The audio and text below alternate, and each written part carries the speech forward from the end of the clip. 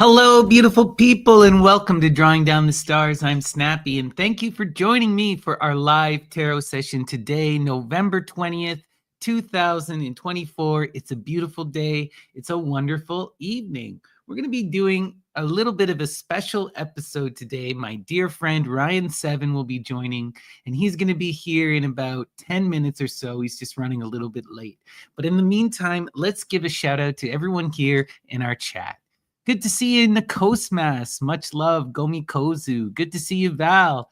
Much love, Cynthia. Beatnik, great to see you. D-Love, much love. Pamela, good to see you. Amazing. All right.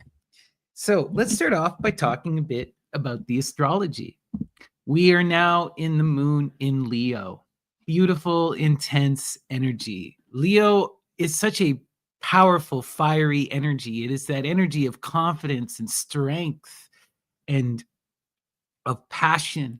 And when it's in the moon, we really feel this strong need to be seen, to be respected, to be understood, to want to connect with others, and to be seen for our strength and our power, right? So there is a chance of this almost like emotional hubris under this energy, but it's also this time when we can truly be our confident self. We can be our unique self, and we can show that to the world, so take this energy of the Leo and use it to be in that strength, to be in that confidence, to express yourself in its totality, and try not to allow that emotion to get the best of you, and don't let those reactions from the world around you bring you down. But it's also this jubilant energy, an energy of fun and frivolity and of connection and of pursuing that passion. So beautiful energy. Absolutely love it. Let's talk a moment about the title. Embrace freedom and master your will. So this is about the Devil card. When I was meditating this morning, that's what I drew. And the Devil card is such a complex energy. To me, it represents the entirety of the magical path, about learning to face the challenges and ascend the mountain, about learning to ask and receive, to experience knowledge and be transformed by it, right? It is an intense energy, right? And when I was meditating upon this energy, I really felt it in this idea of embracing freedom, letting go of fears and constraints about what binds you to the earth, about what holds you back from being your true self, and also about going through this path of self-refinement, of disciplined action, and of growth. The Devil card, a lot of people focus on negative aspects, or they focus on the ambitious and power aspects, but here I want to focus on the mastery. The Devil provides you with the ability to develop your skill. When you ascend and you go up that mountainous path of Capricorn, when you engage in that shining of the light, of exposing yourself to new knowledge and new perspectives, it is a gain and it's a transformation, right? And it is about learning to discover the self through that experience of the other and through that power of self-reflection. In this energy, we want that Devil card to help us realize our own actions, realize when we bind ourselves. Immediately think of the classic image of the Devil from the Rider-Waite Tarot. If you look closely at that specific image, you will see that the people, the man and the woman, are bound by chains, but the chains are not locked. They're loosely fitted over their heads. At any moment, they could easily take the chains off and walk away, no longer bound to the earth, to their desires, to that animalistic tendency. And that's where the mastery comes in. Having the strength to embrace freedom, to let go of constraints and to take control of your own life, right? The devil is not about pure freedom, because there is no pure freedom in that sense where there are no consequences, right? The devil is about recognizing your own freedom and taking responsibility for yourself, right? Learning and utilizing your power of reason to guide you and to ascend that mountain by your own work, by your own means. So that's the message, guys. Really focus on this idea of freedom, that you can do anything, and that you need to take responsibility and train yourself. If you want to ascend, you got to go through the process. You have to die and be reborn. You have to climb the mountain and all of what that means. Interesting. All right. Now let's go to our Ganapati Oracle. Well, actually, I want to read you guys a poem here. This is an interesting poem. We'll read this first. This is called Summer by Madison Julius Kawine. Now Lucifer ignites her taper bright to greet the wild flowered dawn, who leads the tasseled summer draped with light down heaven's gilded lawn. Hark to the minstrels of the woods, turning glad harps in haunted solitudes. List to the rillet's music soft, the trees' hushed song. Flushed from her star aloft comes blue-eyed summer, stepping meek along. And as the lusty lover leads her in, clad in soft blushes red, with breezy lips her love he tries to win, doth many a teardrop shed, while airy sighs died in his heart like Cupid's arrows, flame-tipped o'er dart. He bends his yellow head and craves the timid maid for one sweet kiss and laves her rose-crowned locks with tears until it's paid. Come to the forest or the musky meadows, brown with their mellow grain. Come where the cascades shake green shadows, where tawny orchids reign. Come where fall reapers ply the scythe, where golden sheaves are heaped by damsels blithe.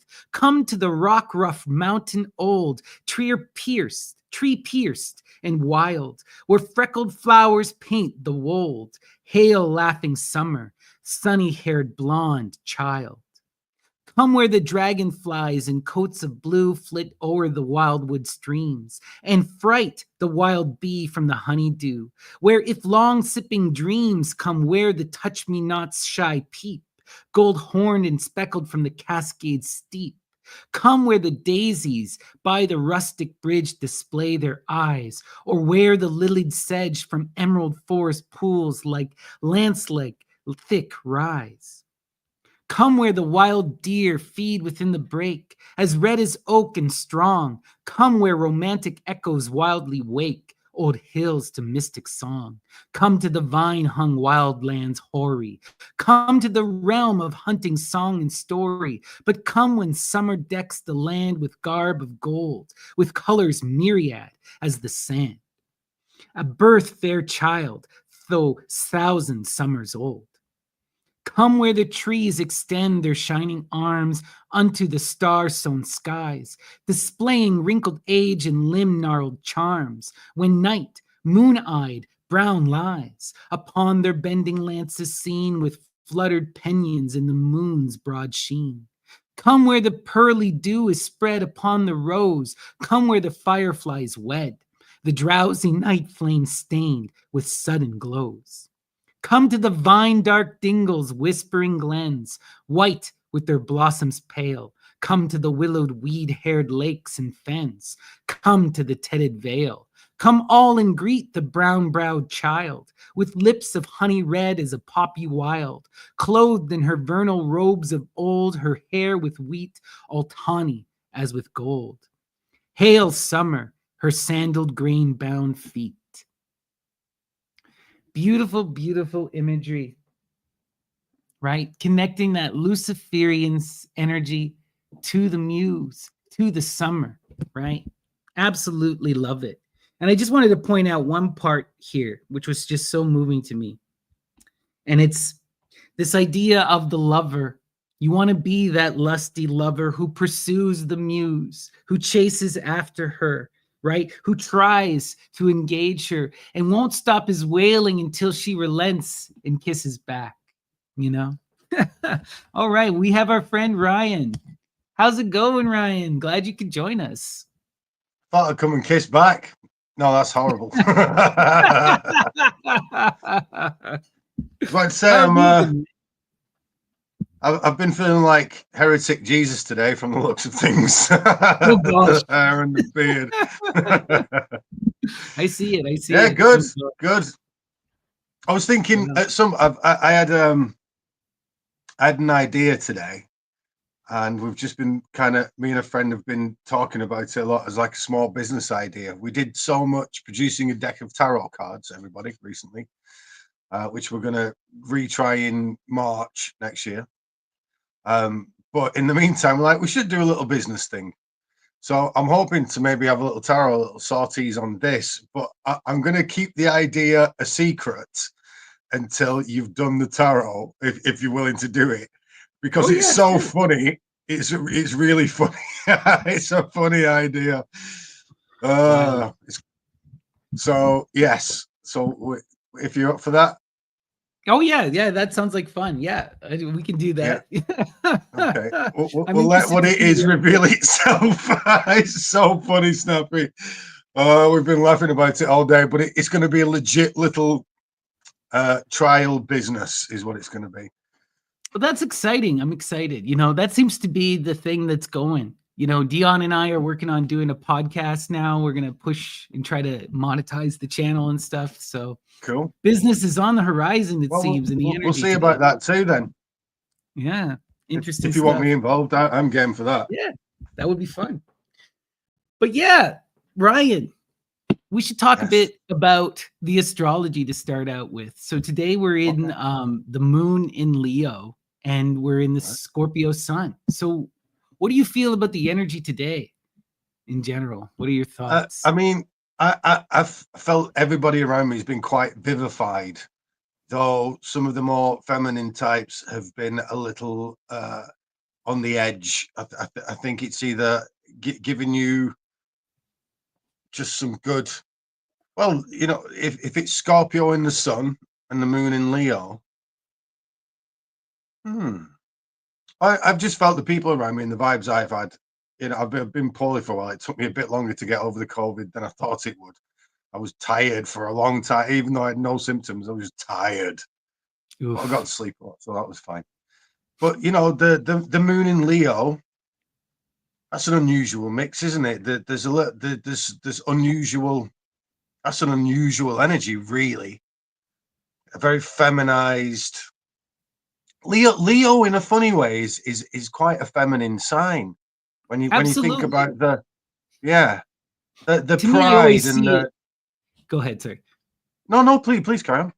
I always see it as connected to that Virgo. Virgo Mm, precedes it. And also in most of the imagery, like in the tarot, right, with the lust card, you have the lady riding upon the lion, the beast. You have yeah. the great mother with her beasts. They seem to be so connected. Connected, and it's unusual that especially in astrology, the sun is in Leo and the moon is in Cancer exclusively, but it's not Leo and Cancer, not really in astrology, and it's certainly in astrotheology. It tends to be Leo and Virgo. Yeah. No, it's It's interesting, and right? yeah. So I will repeat again that moon mix is a little unusual, although in a strange way, as we just said, Leo has many feminine attributes to it, including the fact it's one of the more emotional. I mean, all fire signs are kind of volatile, but the emotions that come out of Leo seem to be quite the feminine side of masculine in a weird way. However, to juxtapose that, go on, no, please say something. I feel, yeah, no, I totally get what you're saying, right? Like to me, Leo is that fiery energy of attention, right? It Mm, demands to be seen and it demands to be heard. It's yeah, so wild because it's almost like in that aspect, it's the complete opposite of Virgo, you know. In my personal chart, which I have is a ton of Leo and Virgo. And so I feel this uh, juxtaposition quite strongly personally, where on what? one hand, it's like I want to be that reserved self and self-reflexive, but then I have that pull to be that outgoing, not reflexive, loud and brash energy. Yeah, You yeah, know? yeah. How about this for a juxtaposition? Virgo is the more masculine of the feminine signs in that same. Absolutely. I Yeah. definitely feel that. Hence why you get the hermit energy in the tarot, right? Yes, I was thinking the same That's a thing. masculine presentation of the Hmm. Virgo energy, because Virgo is really that energy of self-reliance, self governance, and doing that Hmm. hard self-reflection. You know, so Study. often when we Yeah. think of that energy, we think of the stoic man, you know? And there's a coldness. Yeah, there's a definite coldness to Virgo. They're the analysts. I mean, a lot of, when you're on Facebook or whatever and you've seen the silly memes, when you see a lot of the stuff that's actually on target for Virgo stuff, they're all like, they're such a pain in the ass. They've got, and everything that list seems to be masculine, as if it was an older man that's got 3 children and he's worked for 40 years and he's just tired now. He just wants to sit down and smoke a pipe. Mhm. Right? And it's also like this thing with Virgo that being a Virgo, I have Virgo in my rising and Virgo as my sun. So it's like that strive for perfectionism gets old with people.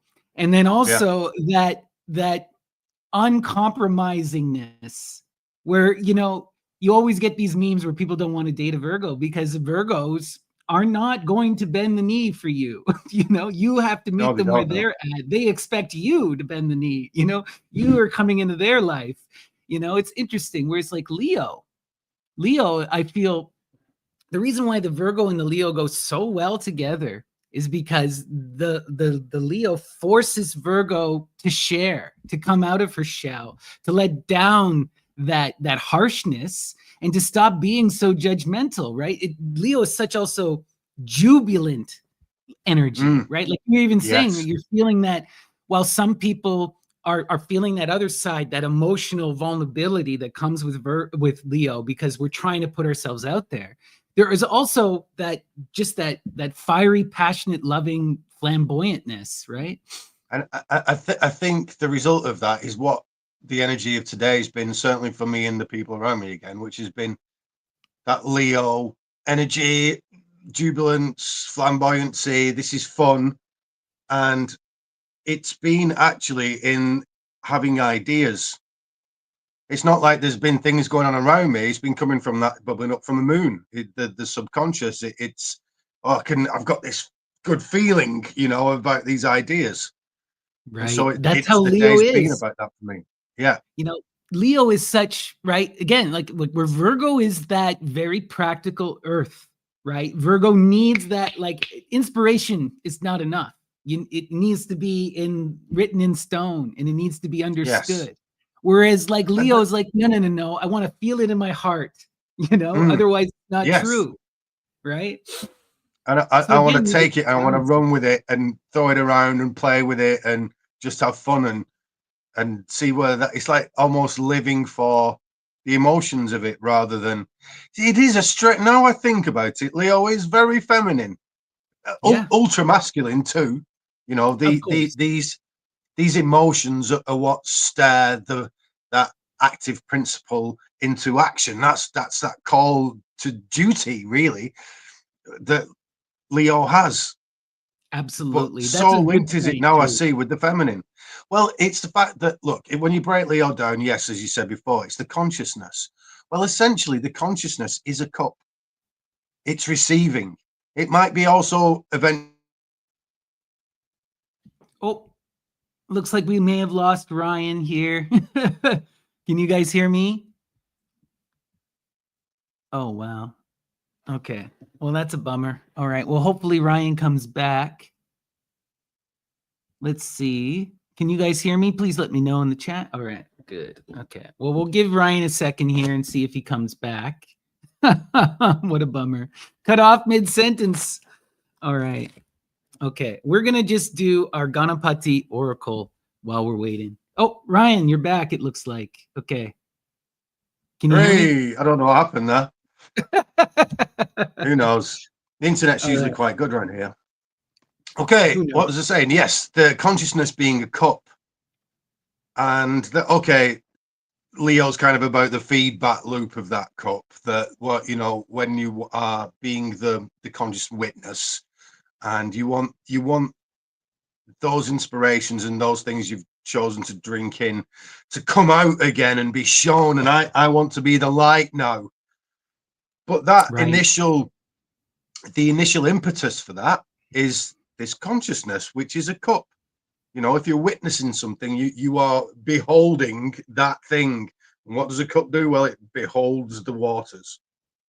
Absolutely. And I keep thinking on this image too of the lust card, right? Because the the Leo energy in many ways is that animalistic side. There's a lot of beauty there, but it is also that what is driven by that emotion without reason, without logic, right? So when you see that lust card, that Lady Babylon, there is this understanding that now that animal side has been transformed into the unicorn, right? It's now the protector of the feminine. It now upholds logic, right? It does it through its emotional loving connection to the Mhm. feminine, but it's also like those energies need to come together. There has to be this Yes. bridging of the gap. And we've talked about this so much, like in our Dragon Tongue videos, where so much of the spiritual path is about learning to control your animalistic tendencies. And even today, when I was what I always do for these tarot videos is early in the morning, I'll meditate and I'll draw a card when I make the title. And what I drew is I Mm. drew the devil card. And when I was meditating on it, though, I had this feeling about the essence in this case was that pursuit of climbing the mountain and going through that process of self-refinement and transformation. You know, Lady Babylon is the end of that transformation, right? She is now in total mastery of her lesser and higher self, you know?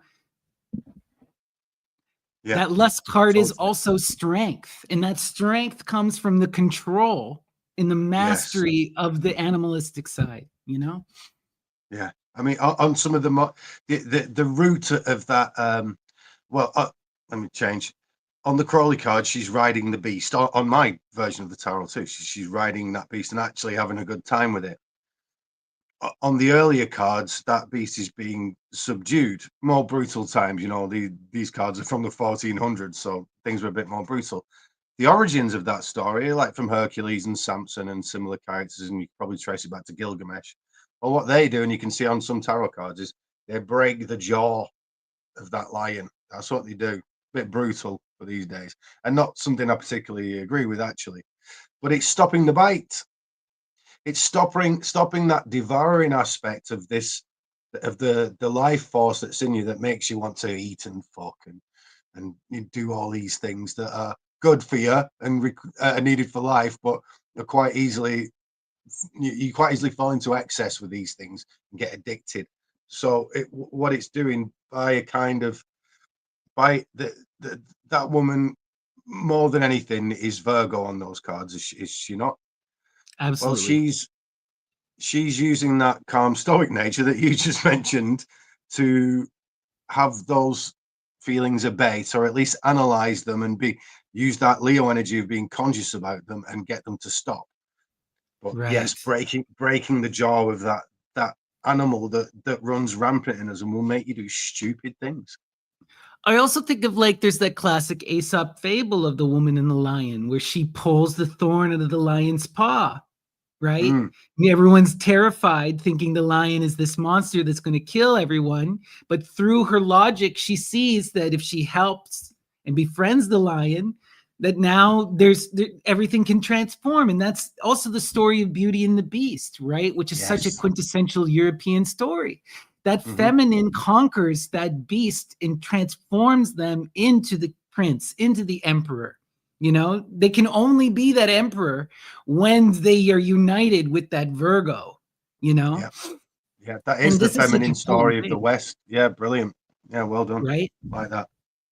Yeah, Love it. absolutely. I love it. And it's also, when we're looking at too, we have that Scorpio energy today. And that Scorpio energy is so intense right now. So I feel like this is why also we're feeling like the other side of Leo today as well, which is that emotional vulnerability and that scared tendency, because that Mhm. Scorpio energy is so anxious in my, like, how I generally feel it. You know, it's always wanting to change and it's always wanting to move and it's reject the past. At least that's how I interpret it. How do you feel about the Scorpio sun? Uh, Scorpio, I like to think of the water signs as different depths of water, just to help me along sometimes. So Scorpio is almost like down deep at the bottom of the ocean, but there are volcanic vents and primordial things nearby that don't mean it's cold or anything, but there's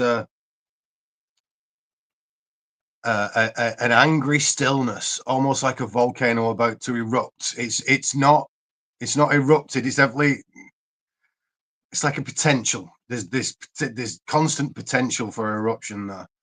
And I think that is that anxiety, that feeling of anxiety, the earth tremoring slightly, trying to hold this force at bay. And I've had that with a couple of people around me today. I've seen a couple of upset outbursts. One from a fella that was nowhere near me, but I just saw it, was like, whoa, that was a bit much. And one from a lady quite close to me who things got a bit too overwhelming. The anxiety about forthcoming jobs basically got too overwhelming for her, and she had a little outburst. That's such Scorpio energy, in my opinion. Scorpio Yeah. energy brings out those fears, right? Those anxieties. Anytime Scorpio comes around, people start to connect to the deeper aspects of the self, right? To the depths, especially if it was in the moon. In the sun, it's a bit different, but in the moon, you would be really feeling that emotional pull. Mm-hmm. But I like, because of the people are reacting in that emotional way today because of that Leo energy, and the Scorpio is bringing more anxiety. And Leo is already kind of an anxious sign. If it doesn't feel Yeah. like, the other side of that outgoing jubilance is that desire to be seen and recognized and that fear of Mm-hmm. being misperceived, right? Yeah. Well, I mean, for this lady in particular, she's going for a job, so that's a need to be seen, and an anxiety around that. I will Right. say as Nothing well, more Scott. vulnerable than interviews. Yeah, yeah.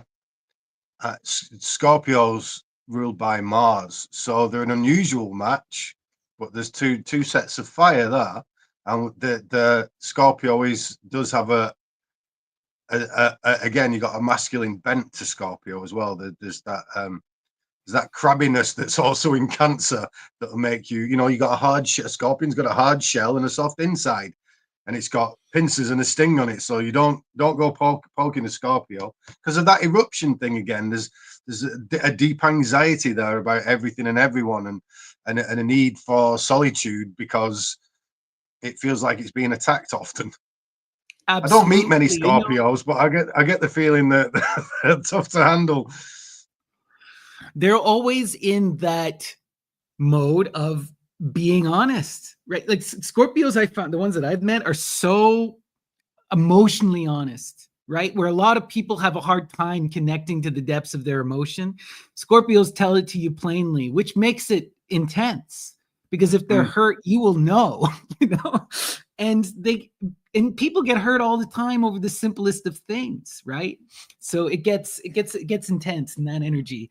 But the other thing I think about the Scorpio is the Scorpio is the double weapon, right? It has the claws and it has the tail with poison hmm and attack.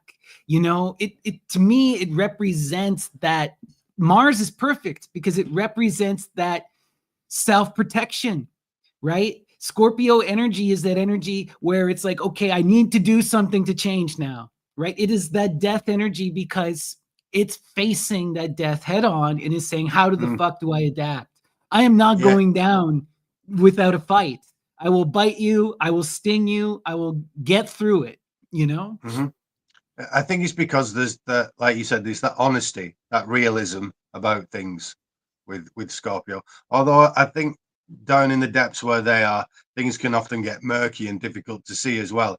But seeing as Yeah. it's a feeling and you're not going to be very logical about that feeling, that's the way they are. But I like, Wait. I can understand that certain signs don't get on with certain other signs. I can't stand my neighbors. Basically, I've noticed that in life. Not can't stand, but I'm less likely to get on with Tauruses and Cancers.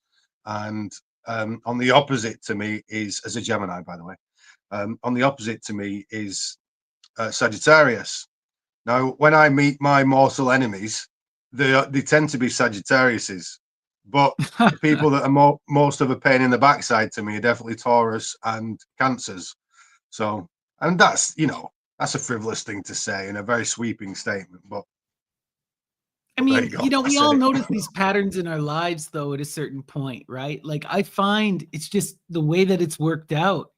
Most of the closest people in my life are other earth signs, usually Virgo, Taurus, or Libra, you know? Mm, And like, or Libra is earth and water, but like those are the signs that that tend to gravitate towards. My partner is a Libra.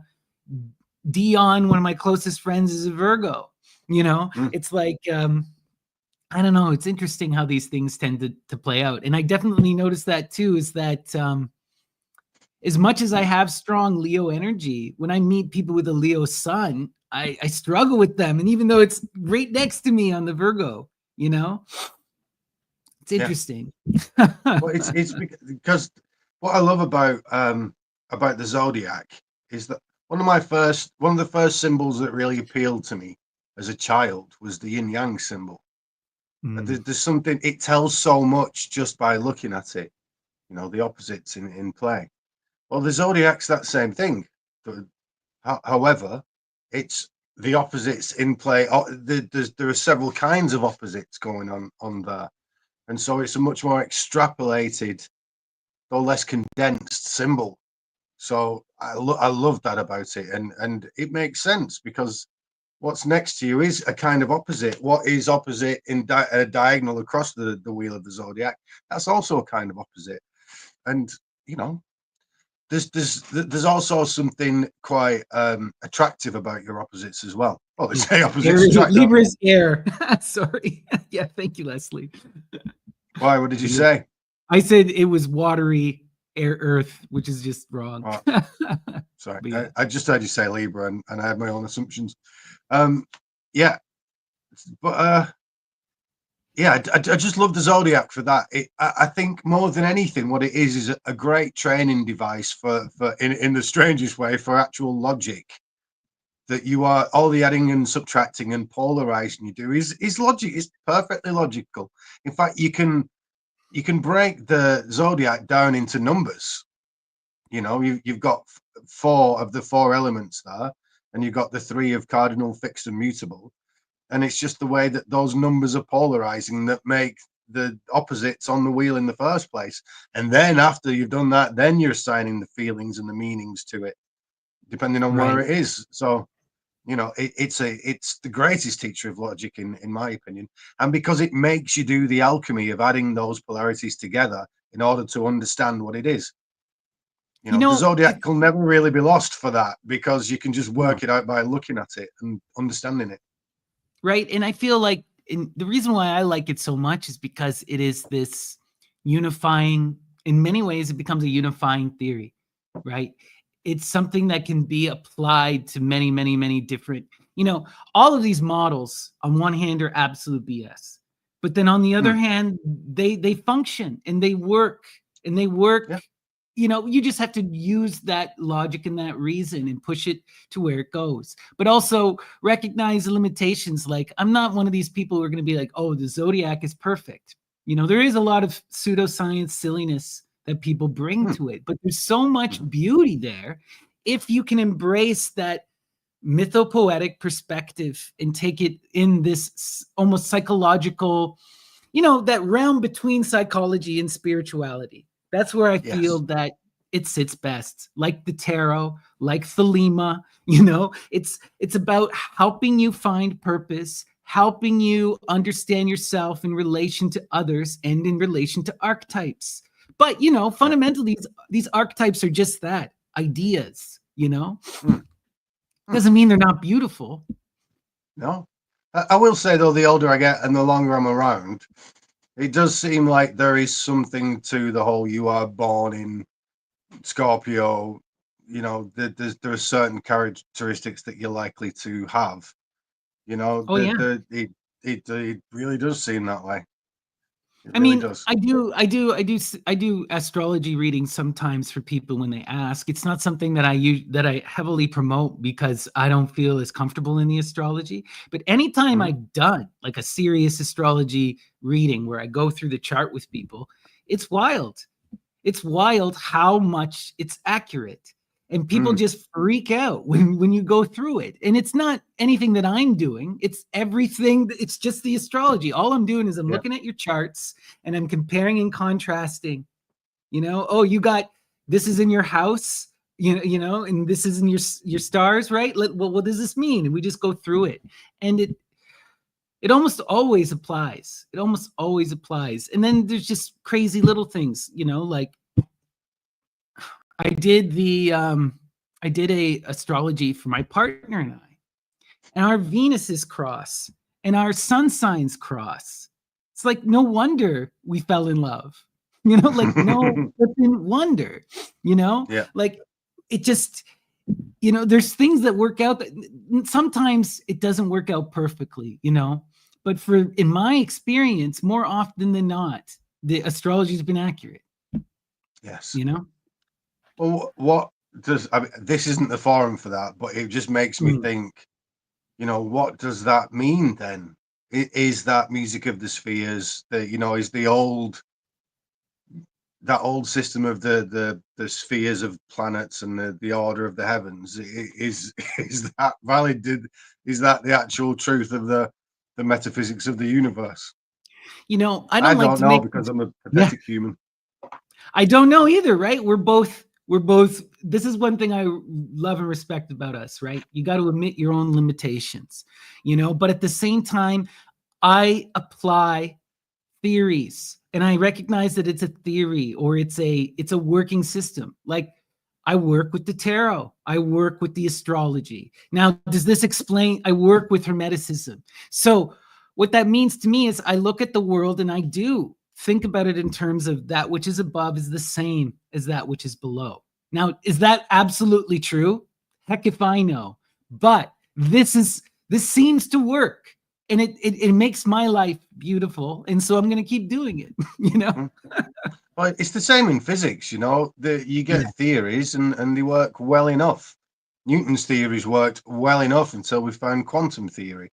Now they right, are working somewhat sometimes. right. Quantum's weird, but Quantum gets so weird. relativity the same. The special relativity had to be invented because there are certain limitations to relativity, and this is Yeah, another theory that works well enough until we get some kind of unified theory. yeah, yeah. And I'm not even sure if we'll ever truly have a unified theory in the scientific sense, like the way that the scientists are truly pushing for one. You know, If we do, we and I don't think become we God, need it. and the universe resets itself because we become a new power in the universe. It's yeah.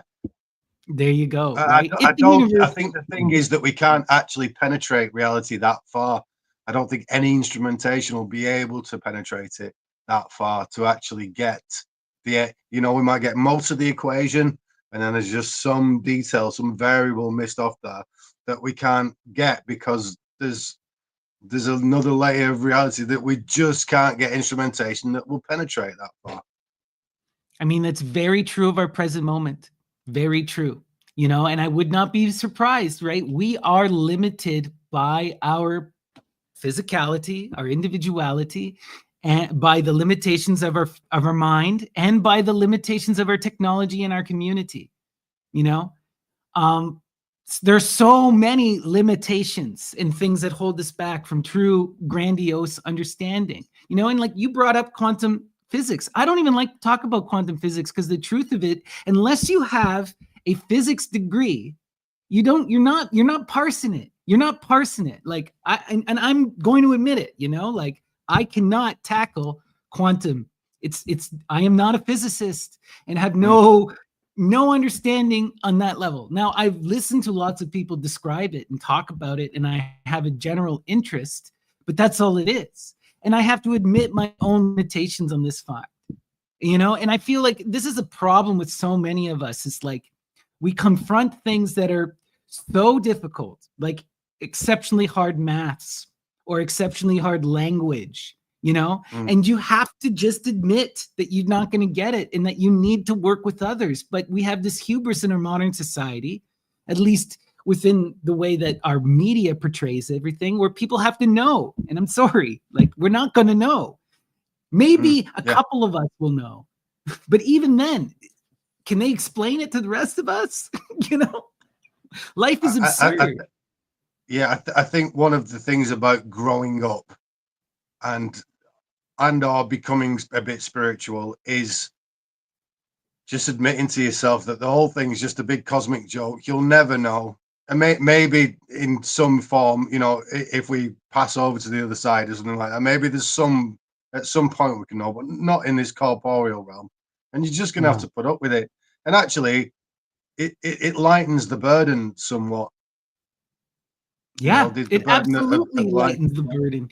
And this is something I love so much about Eastern philosophy as a general statement. You see this within a lot of the Buddhist related theologies. You see this in many of the more modern Hindu theologies, where there's this acceptance of the cyclical impenetrability of reality. In Buddhism, you get this idea of momentariness. You only exist in that moment, Mm. right? And therefore, every other moment is entirely new. How can you hope to fully understand when you can't even fully exist in the present? No, you can't. You know, Yeah. you How can't. long is the moment? When is the moment? Oh, it's now. When's that? Just gone. Oh no, it's still here. It's just, yeah. What a You mess. know, This and like, this realm of go ahead. reality is. It's just so. It's so. There's so many forces at work and convoluted that it just fathoming. Look, just fathoming what's in your room, the reality of your room, is impossible. You can't cognize every speck of dust. Even if you went and No. examined the whole room, you're not going to fathom every atom, every exchange of energy. It's just literally impossible. You don't view reality, you review a screen, you review an idea of reality. For most of human history, we thought atoms were indestructible, and there was nothing smaller. And then we split one and almost blew up the entire flipping world. And then we found weird shit like quarks, which I can't even get into because, again, not a physicist. Like, how do it gets so convoluted and insane, right? Like, Yeah. and this is the thing: all of our understandings can only go so far, and then eventually it's like, well, what then? You know? And I often think things like viruses. We Mm, didn't physically prove the existence of viruses until the 50s. mm, Before that, it was just inferred. Just if we couldn't see them. Like, this is how, like, people forget how new a lot of this science is too, a lot of this mm, understanding, and how yeah. recent, right? For most Just, of human I history, mean, it was just demons and daimones. let's take the size of the universe. Yeah. So up until like the 1920s, there was only one galaxy, ours. Right. That was it. That was how big the universe was. Up until from like the mid 1800s up until the 1920s, one galaxy, the Milky Way. And we went, some of those stars are other galaxies. Oh, there's a look, yeah, some of those. Oh my word, the whole thing, as far as we can see, from millions of years back, is expanding galaxies. How's it Beautiful, going to man. change again? You just said quarks. Quarks contain other particles, leptons, and such things that actually are very spiritual molecules. A part of spirituality, in fact, I would say the main part of spirituality is understanding things on different levels and different dimensions. It's almost, you could call it a regression, but it's like there's me. I am selfish. I'm very animalistic. Oh, there are other people. That's a bit more spiritual, understanding other people. Oh, the people have feelings. They're just like me. That's a bit more. Oh, I am actually all these humans. That's a bit more spiritual. Oh, whoa, we're on this planet and we're all sharing this thing. I am the animals too. I am the earth. More spiritual. We're the universe. We're the whole galaxy. We're all the same thing. Even more spiritual. We're going up in dimensions here. Well, quarks and leptons and such are kind of spiritual particles because they scientifically show us there are other dimensions. The many of the particles is in the parts, the smaller parts of quarks and such. The way they spin, if I took a cube and colored one face red, let's say, and the rest of the cube's blue, I turn that cube in one face, two face, three face. I turn it 4 times, do 4 faces, turn it around 360 degrees once, and I get back to the beginning. Well, quarks and leptons and such, and muons and all these tiny, tiny particles. Well, some of them you have to spin them like 1.5 times for it to return to that same shape again. And what's that showing? Well, these things are higher dimensional constructs. They're not just you're spinning it around in 3 dimensions and it's like it looks different, even though I've spun it 360 degrees. Well, it's because there are other vertices coming from it in higher dimensions. So you're having to turn it in these higher dimensions, which is more turns than it takes in this dimension for it to return to its normal shape. So there you go. It's like a spirit. It's not, I'm not saying it's a spiritual molecule, but it's telling you, it's literally saying there are other ways of looking at this. There's more than you can see here. Yep. There's stuff that we don't fully grasp, and there's something going on. Also with the quarks, right? You try to split a quark, right? You try to pull them apart, it will create another one. You can never have a single one. What's going on, right? Like, it's just such interesting things. You get all of this wildness, and again, right, where we get into the realm of things like dark matter, where we're not certain.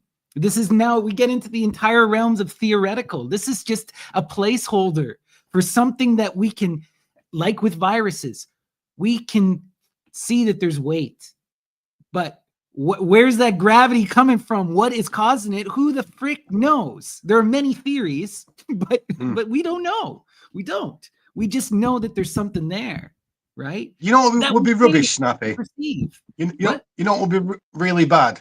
When we find out, when we find out, if there's like, oh, there's a way of finding out everything that's going on, we would be so bored. We'd finish ourselves off really quickly. Like, what would be the point in being alive then? If everything's discovered. And this gets me into religious philosophy, right? And I don't know for sure, but the way that I think about and act within the world is believing that the universe is an experiential machine designed to put us through these cycles of cyclical return in order for us to evolve and to gain knowledge and understanding, to produce consciousness, and eventually, if we figure it all out, the game is done and has to reset. Resets, yeah. It's the way it feels, though, isn't it? There is very much the archetype of it's only a feeling, but of a video game going on that you are. It's under these rules, it's forcing you to level up, and you keep doing that, and the game itself, is achieving something by that. Right. Absolutely. These metaphors are limited, but, they're continuous and they keep coming back within human consciousness for a reason. If you look at the ancient Indians and the ancient Greek text, you get this understanding that the universe is a game. Why did the gods make the universe? To play with themselves, to know. The one became many so that it can know itself, right? This kind of poetic metaphor doesn't sound too different than a video game to me. It just sounds like it's coming from a perspective of people who didn't have video games, Yeah.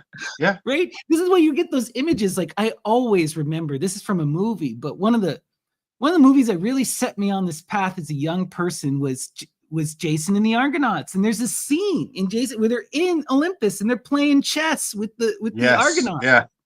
And it's like, that to me, seems funnily enough, that same scene in that film is what the first thing that came to my head when you said, when you started this conversation off. That was the first thing that came into my head. I love right? that image. It's a Using beautiful plugs. image, and Yeah. it feels right in many ways. It feels Mm. right in many ways. And it also, in my mind, it connects with the Tao. It connects with Hinduism. It connects with so many different philosophical ways of approaching reality, even more modern ones like the Matrix or like Philip K. Dick and these people who do believe that the reality is a simulation. Well, One I was gonna show that go ahead, sir. I was gonna bring up the simulation thing up because we just said computer game. And Mm-hmm. it's a good analogy, but you could say actually the reason why computer games came around is because those are our driving forces, and so those are then reflected in that game. Well, if those are our driving Absolutely. forces, that's a perfect mirror for what the universe has done to us, has made us to do. So yeah, of course it's a perfect analogy because that's what we do. Right. The game's a simulation of it, and so that's a lens for us. That's great. And on the other side, I think these people that keep saying the universe is a simulation and that again, they're looking at it through a modern lens. Yes, you could call it a simulation because there's no such thing as reality. That's what they're getting at. This hard stuff that they think exists doesn't exist, but not a simulate. Yes, you could say it's a simulation, but they've got no better analogy because that's the age we're in. If you get me, Yeah. the Matrix did come out 20 years ago. That's the age we're in. However, Yeah. I can see why they say simulation, but not a simulation. No, Just I this is the find it way it has to limited. be because matter's not a thing. Matter's Right. not real. Right. So Well, it's like, okay, I'll push excuse back me. a little bit on that because you're right in a sense, right? Matter isn't, it's everything is energy. Everything is Mhm. energy. Everything is vibrating. Everything is in constant motion. But at the same time, energy coalesces to form things. Like I'm talking to you through a screen, through a literal Yeah. screen, right? So, Hmm. yes, this is all energy, but it's also Hmm. physical, right? Yes. And we Yeah, I'm can, not denying that. Yeah. so no, but I just mean like I feel like so often with a lot of these the universe is a simulation type theories, then it's like, well, reality is a joke. None of this fucking matters. Nature Mm, isn't real. And it's all yeah. just a product of my mind, or it's all just some Exactly. game to play. And I got to figure out what points to win. And it's like, you're missing it. Yeah. You've fallen off the track. And you Mm, bring up a good point. We're talking about video games. I feel like video games are a way, in many ways, for us to, on one hand, tell stories, which is more part of this experiential machine. The telling of story and the sharing of ideas is the point. That's how we evolve, right? yeah. But on top of that, it shows our limitations and it shows our need. Like so many people struggle in life because there isn't a point system. They don't know what to Mm, do. mm, Like this is a constant thing in the tarot. And I mean this with love, but a big issue with and myself included, just in the tarot lately, like the last 5 clients I've had have all struggled with the emperor. They've all struggled with the emperor, you know? At various points in our life, we all have to be that emperor and make decisions for ourselves and take that mm, authority and be that guy who says, this is how it is. And video games remove that burden entirely. The system is set and you can understand the rules. In our mm. universe, we don't know what the fucking rules even are. Yeah. Right? We're Yeah. guessing. We don't know what the points are. And if there are No. points, do they even matter? You know? It doesn't go achievement unlocked next to you when you've done something correctly. Right? Right? You could say that your hormones and things like that would be the achievement unlocked, but your body is stupid and lies to you all the time and gets excited about the wrong things, and that Yeah. hormone system often isn't your friend. No, no. And this is why we need to balance it with that logic, with that higher minded mystical thinking of the air, because the emotion, people will do love is such a powerful thing, but it totally rejects all logic. It Mm, totally rejects all logic. So that means that a person who's truly in love is willing to do anything for that love. yeah. That's a I very always say, dangerous thing. You yeah, know? love brings out both the best and the worst in you. I always say it's like this one of the Absolutely. strongest things in us, and if not the strongest, Yeah. if you get to really feel it, and it can bring out the best and the worst in you Right. It takes easily in the over same day. everything. Right. And it's always those two sides of the same coin. It's always Aphrodite and Aries. You know, they beget each other. Right. It's like, so, which is why Virgo and Scorpio, Virgo and Scorpio need to come together. That's part of this whole astrological puzzle that we're seeing. I was reading this one text that was saying that the Libra sign was literally invented by the Greeks. It doesn't occur in the ancient Egyptian and No, it Babylonian. doesn't. No. And it's a combination of Virgo and Scorpio together, united, to bridge that gap between the masculine and the feminine. But it's also kind of funny because the Virgo is the most masculine feminine, and Scorpio is kind of like the most feminine masculine. Yeah, it's true. And you Right? got to wonder about the similarity of the signs as well. The M. One's got an M with a little loop on the end. One's got the M with a little stinger on the end of it. And there's a feminine waviness down. One's looping back on itself, and one's going, "No, get out." Yeah. Just a little thought there. Right. So before we've gone off on a rant here, let's bring it back to me and you, Snappy, go off on a tangent. Right. We'll start with the Ganesha Ganapati Oracle, which I always enjoy. So Ganapati, right, is that Lord of Beginnings, guardian of the threshold, the divine child, sort of the Eastern Harpocrates. Let's see what the energy is. You'll have to hold my hand a little bit with the Indian gods. I'm not. I know a bit, but nothing like you do. Yeah, I mean, it's never a direct thing. There are lots of, some people say that, Ganesha is Hermes. Some people say Harpocrates. Some people say Janus from Roman mythology. Somewhere in between all three of those, Right. So divine support is the message from Ganesha, divine support. And what's interesting here is that we have the Om. The Om in Indian mythology is the totality of creation. It contains all vibration and is the face of Ganapati themselves. You'll often see the Om stylized in calligraphy to look like an elephant. And that sign is about going through this. The Om is about going through the cycles and embodying the cycle in the self through that breath. It's like a dying and a rebirth thing.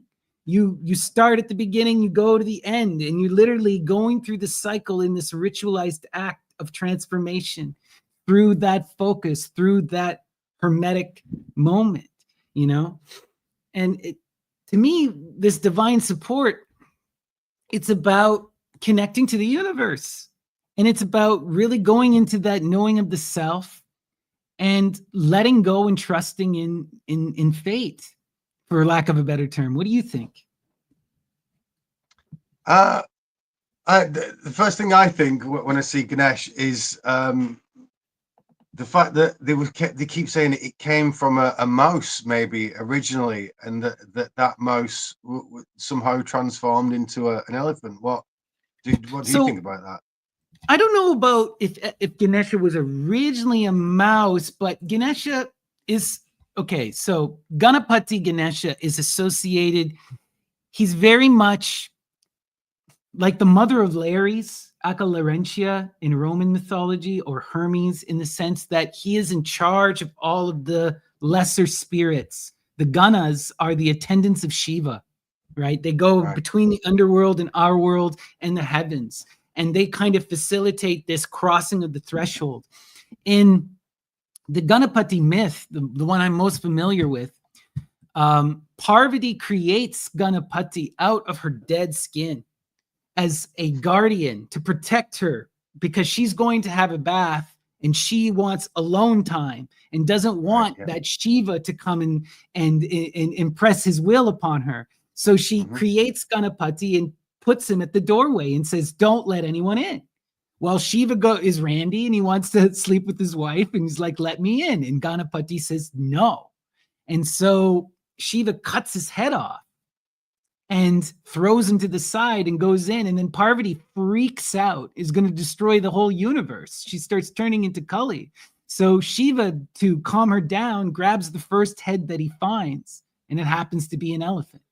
He sticks it on Ganapati's body. But Ganapati has a mouse that's a vehicle. I'm trying to remember what the name is. Mouse, Ganapati. What is the name? Let's see here. Okay. Mushaka. And Mushaka. A lot of this is to represent. So Ganapati is very much this kind of phonic figure in some ways, who represents and this hermetic figure that goes between the realms, that goes between forms, and has no singular anything. He's representing of all of that. Why he's the Lord of beginnings, the first one you propitiate, the first one you ask, because he commands all the spirits. He ensures that your words will actually get where they're going. And like that Mushaka energy of the mouse, it's a lot of Ganesha is about embodying absurdity. The mouse is the mortal enemy in many ways of the elephant. They're terrified. Elephants are terrified of squishing mice. Isn't it weird that, because it was thought to be just a silly tale, but Adam Savage actually did a test of it on Mythbusters in Africa. He had a little stone, hollowed out stone, a plastic thing, and put a mouse in it. And whenever an elephant came past, he'd release the mouse. And every single time, the elephant absolutely freaks out. Freaks out. That's a nice way of putting it. I wanted to say shit itself, but that's not very good for the internet. Every time. And it's like, it was just so shocking that it's true. Right. So Ganapati is he's representative of being in that absolute control of all of these, of the animalistic realm, of the animalistic self. He rides upon the mouse, and that's such an absurd image, but it's also such a powerful image because of the absurdity. He's riding his mortal enemy, and he's 20,000 times bigger. Yeah. I love that image. I've never come across that. Oh, it's a question. Are we just reading cards? Or are we referencing this to the thing that I had a mind to have a reading about? Yeah, we'll do both. Well, so we'll do a separate one for that if you don't mind, because I'd like to have it in my mind when we begin, if that's all right. Oh yeah, for sure. So this is just a general one then for everyone. Yep. Seeking out that divine connection. We really want to be embracing that energy.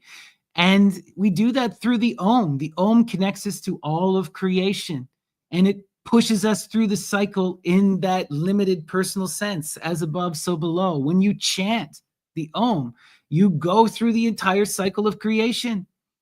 It's beautiful. So engage with that universal energy, connect to the divine, and be inspired. That's the message from Ganapati. So I'm going to do one sortes, I guess, or do you want to start the tarot now, and then we can do a sortes after, I guess? It's up to you, Snappy. I'm moving up first. You're the host. All right. Well, let's do the tarot, and we want to do. We'll talk. We'll do the first one about your thing here. Okay. So think your question in mind, and we'll see where this goes. So muses. What is the inspiring message for Ryan in his business opportunity? And then I'll tell you what it is at the end, and you will laugh. All right, let's see. So our center card. How apt, the Emperor. Oh, wicked. Right? Oh, fair enough. The Emperor. So, this is definitely telling you that the energy here is like, you got to put this into action, my friend. This is a good idea. Yep. Embody that active authority. Do the work, my friend. Put it into practice. Yeah, it is. It's the best bad idea I've had in a long time. Amazing. Let's see where it's going. So what I'm seeing here is connected to this energy, though. It's going to be a lot of work, more work than you're anticipating. And the energy what's this card? What's this card? I can't quite see. Sorry, right. 8 of discs, prudence.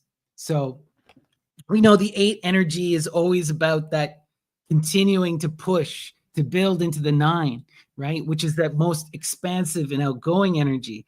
But in the 8 of Cups, I always see it as that nurturing energy. Like, I love this card because you see the eggs and you see the light.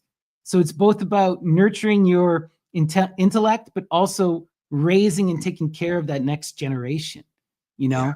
Yeah. And this is about also doing that tedious work, the work of cleaning, the work of maintenance, the BS. You know what it's like doing your tarot for your Kickstarter, man. 90% of the work is that stupid shit that no one wants to do or talk about. Oh, it was that I've seldom burnt myself out in life. I've got a lot of energy, but doing the tarot, then getting the marketing together, then doing the Kickstarter, and it's all the administration and all the thinking between, you know, and just I made some resin cups and wands and swords and stuff. Just going through the rigmarole of, let's try and buy some cups and swords and stuff. You don't have anything cool, right? We need to make them. How do we do that? And then finding out how to do that, then doing it, and then the next stage, and just on and on and on. Yep.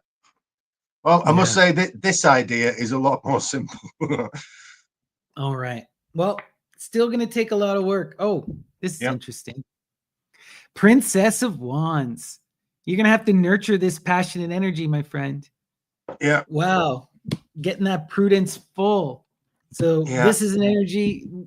What I'm seeing here is that this is a really good fucking idea with a lot of potential, you know, but it's going to take a lot of work to get it off the ground. And you're really going to have to embody this fiery, passionate energy, you know? Yes. I think particularly about this idea, it would be relatively quick to do with a lot of a short burst of intense work. So this is following along quite nicely. Interesting. Lust, Lady Babylon. Hey, feedback loop. Okay. The Emperor. I am currently, I'm currently riding that beast, I feel, and that beast has been the energies of today. This Leo in the moon ideas factory that I've suddenly become today about this thing. Beautiful, right? And like, this is connected to that Emperor card. So what I'm seeing here with that Lady Babylon, that lust energy, it's really about pursuing that desire, that love of life, and really dedicating yourself to it. You got to be in that, you know, that Emperor, that lust card, she becomes the Emperor, right? The story of Medea is Medea ascends the throne and becomes the Empress in her own right. So these energies are so connected in many ways, you know? Yeah. Lots of fire. Right. You know, so it's like, what I'm seeing here is focusing on the muse and really being in that fiery active desire, you know? Wow. This is the end of a cycle for you. Completion. The idea has come to its full circle. So you're standing upon now the plateau, right? So this could be something seriously tangible for you. Right, I'm going to tell you what it is now. Yeah, right. So, right. So this is, funnily enough, a little full circle with you and I. So, although I have my own story of how I got in touch with you guys, when I first got in touch with you, I said, I love your work, Snappy. Here's a video that I did on Mercury. You've been talking about Mercury, and you watched my Mercury video, and we went, yeah, let's have a chat together. Well, so somebody put a comment on that Mercury video yesterday. And just to answer the comment, I happen to have put the Mercury video on there. And one of the stars of that video was my friend's doggy, who's since passed away. She was only young when she went, but she was a white dog. And I don't know if people out there know, but white animals are kind of cancer factories, really, from white mice to white cats and white dogs. They just generate them very easily. She was riddled with it. So she was put down quite young. However, a few months before that, she was in this video. And she had very expressive eyes, but not because of her eyeballs, but because of her eyebrows. Have you ever seen this? Have you ever seen a dog with eyebrows on it? Like, yes, like the Rottweilers, right? Yeah. Yeah. So it's sometimes you just get a bit of paint or whatever, and some lipstick, and draw eyebrows on a dog. So here's the idea. We've got a more serious business idea coming up. but we want to, but it's about pets, right? So I wanted to test the waters. So I wanted to think of something that I basically produce the marketing for, get the branding right, and all these other business things, but that would cost nothing to put out. And more importantly, I wanted a video that would easily go viral. Or anything with dogs goes viral. So here's the idea that was inspired by that video. We're making eyebrows for dogs. Oh my God. It's a joke, like a novelty joke thing. You know, you just put them on, they'll last 5 minutes while you laugh, and then they'll come off. The dog won't like it, the dog will take them off. But a variety of colors and designs for your dog to express itself. So all I'm going to do is make a stupid video of dogs with eyebrows, put a link to it. If people want to buy it, that's fine. If not, that's fine too. It's almost an exercise in the marketing and getting the business started, getting the branding right, and we'll do something more sensible later on. However, that tarot reading, Snappy, was for eyebrows for dogs. My Oh my God. Oh my God. Well, it's the tarot telling you this is a good idea with lots of potential, to embrace. What's so good about the idea is that it costs nothing. It's basically a joke idea, but with not a potential to make a lot of money or anything because it's such a cheap product. But it will be funny, and I think people will laugh at it. And if I can just, if the few people that buy it laugh at the dog for having eyebrows, that makes my day as far as I'm concerned. So there you go. Too funny. Oh wow. Too ridiculous. Oh my God. Well, let's do a proper tarot reading this time for the community now. Okay. But that's hilarious. I love this idea, Ryan. I hope you actually do pursue it. I'll be watching. If I had a dog, I'd be buying them, but so silly. So we'll start with the new center square. So we got, for our general community reading, the center is the Princess of Cups. This is wild. I got this as the center yesterday. In the Princess of Cups, right, it's that earth of water. So to me, it's about building of community and about doing that nurturing work of coming together in loving flow and harmony.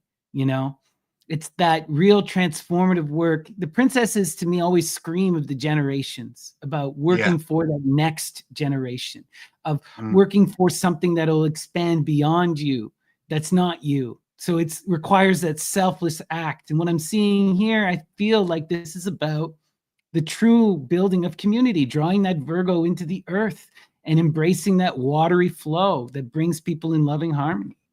What do you think, Ryan? Yeah, I've always seen the Princess of Cups as being like a very creative, perhaps too creative, perhaps is want to fall into fantasy sometimes and has difficulty distinguishing these things. But what a wonderful place daydream is to be, and almost a source of inspiration, really. Okay, dreams and such, and life events are difficult, they're more intangible. Whereas a daydream, although it's ephemeral, it's somewhat closer to consciousness, so you're able to remember it more easily. It's not so vague when you snap back into reality. So I think in all of the tarot, that card is one of the most inspirational cards. Absolutely. That's a really good point. This very much is representative of that muse energy. The muses are always these young feminine forces and these young idealistic forces that bring that call to do something greater, and in the earth and the water, it's really about building something tangible for that next generation that will be in that flow. But you're right, there is that, the wateriness leads to that wishy-washiness, and it leads to that. A good way of putting it. It leads to that, to the dream. Yes. It's just like, go ahead, sorry. And although dreams are inspirational and aspirational, they're also not really true. Exactly.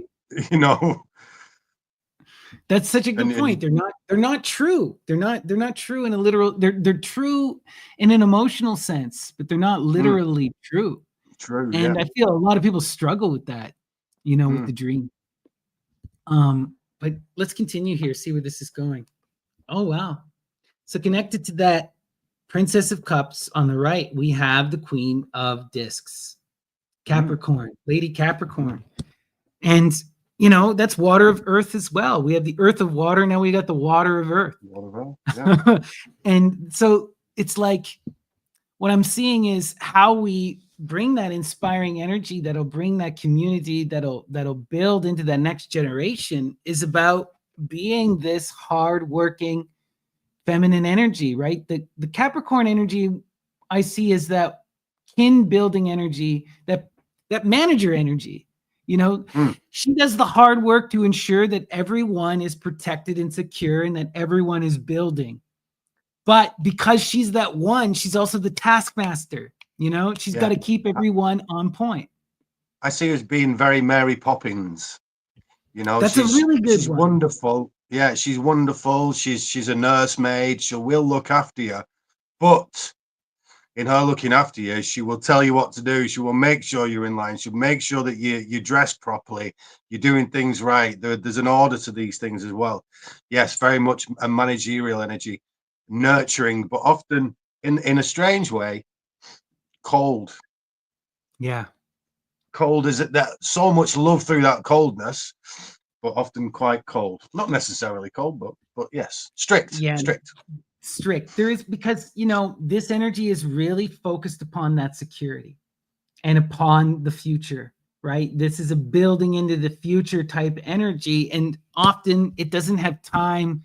It's kind of that flipping of the earth and the water really makes a big difference, because now all of a sudden that energy of water is connected to working through people, to making them produce in the earth, right? Mm, Where yeah. in the other way, it's like you're drawing into the earth that wateriness to till the fields, to cause life to grow, to bring that Mm, love and inspiration. Where this is about making the water work, yes. making that flowing energy refined, Mm.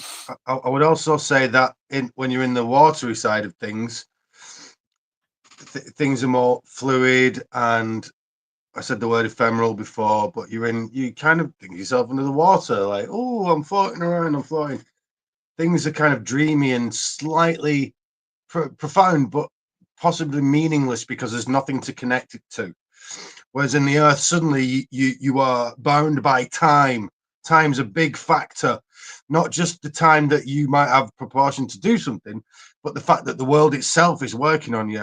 If it was indeed a Mary Poppins type nursemaid, look after your character, you are growing up. You've only got so long until your genitals start working to get you in order till that starts. So it's not necessarily up to her or you. It's this schedule is now defined. Whereas on in the watery side of things, when it was earth and water, things are dreamier and floaty and less like we're daydreaming. Time's disappeared. Now we're Yeah. here. We're still dreaming of a future, but that future is being built.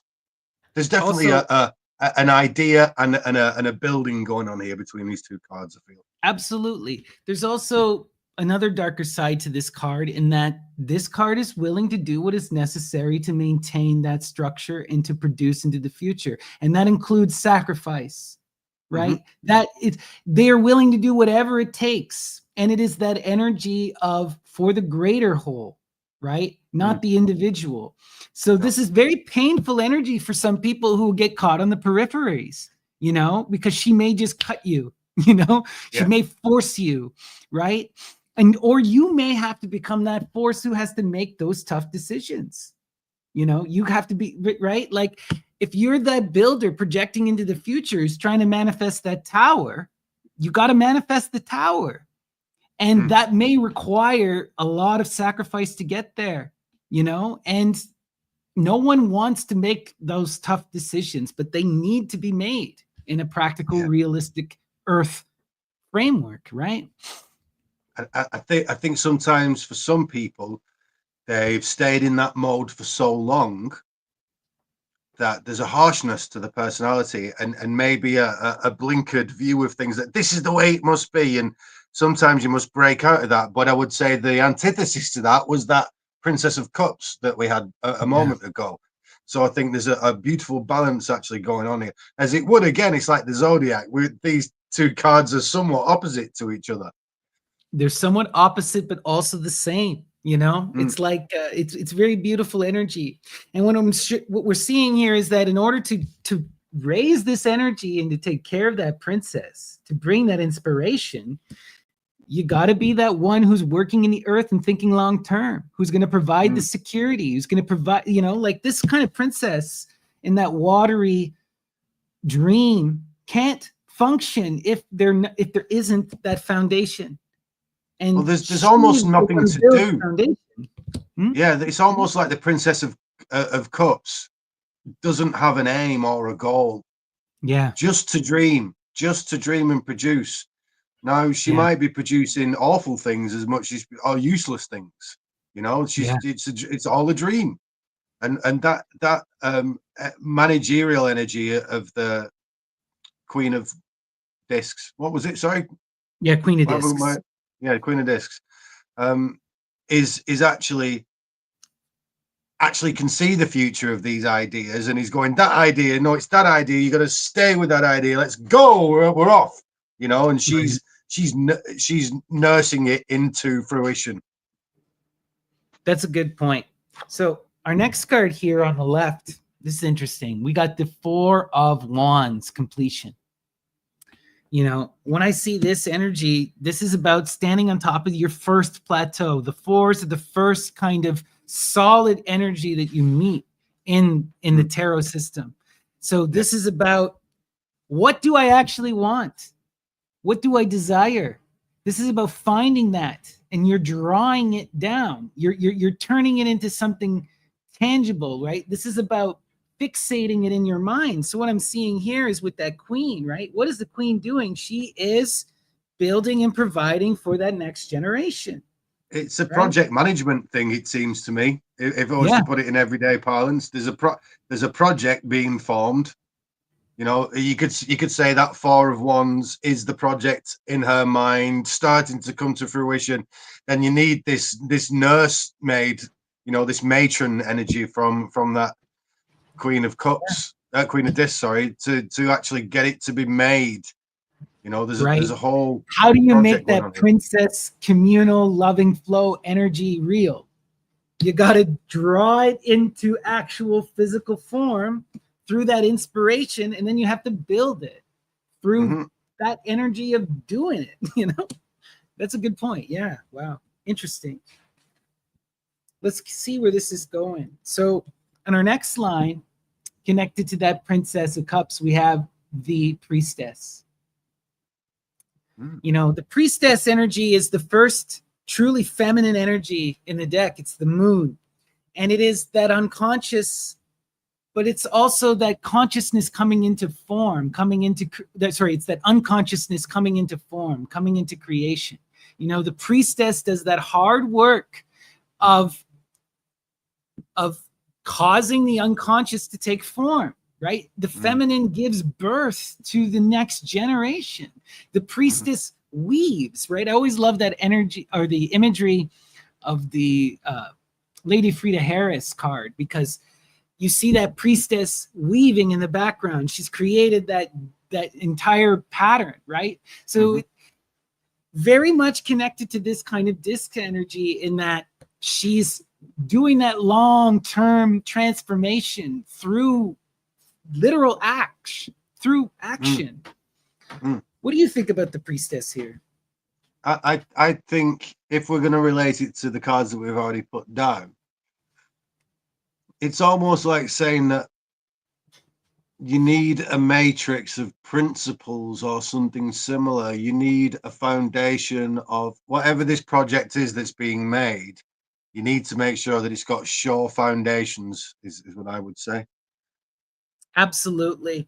And I feel like it's about, you know, the priestess is connected to that muse, is connected to that unconscious, is connected to the earth, but is in that mode of creation and long-term building, right? Compared to you know, the magician is kind of like the will in many ways, right? Mm-hmm. I want and I will do. Whereas the priestess, it's more about the natural unfolding of Yeah, I experience. am.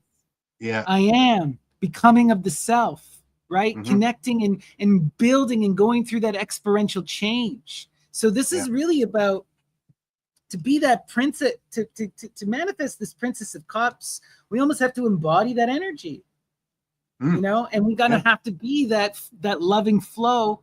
Well, we're gonna have to embody both of these energies, really, because the priestess on one hand. Go ahead. If we're going to connect the closest card to that priestess is the princess that we have here. Yeah. I mean, literally the closest.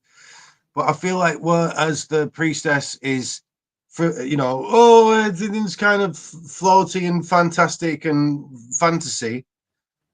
For the priestess, yes, it's in the ether somewhere. She's a vague idea of femininity, like the beginnings of femininity, but there's a concreteness there, an unchangingness there. I said it a moment ago. There's a laying down a foundation there. It's the weave of that tapestry, it almost like the underlying canvas of a painting before you that needs to be there, needs to be tight. It needs to not move when you put your brush on it. Needs to be flat, it needs to be pretty smooth, and now you can paint over the top. This is what she is. She's this actual, although ephemeral, again I keep saying that word, although etheric foundation. She's there. It's hard to touch, but it is there. It's the foundation of everything.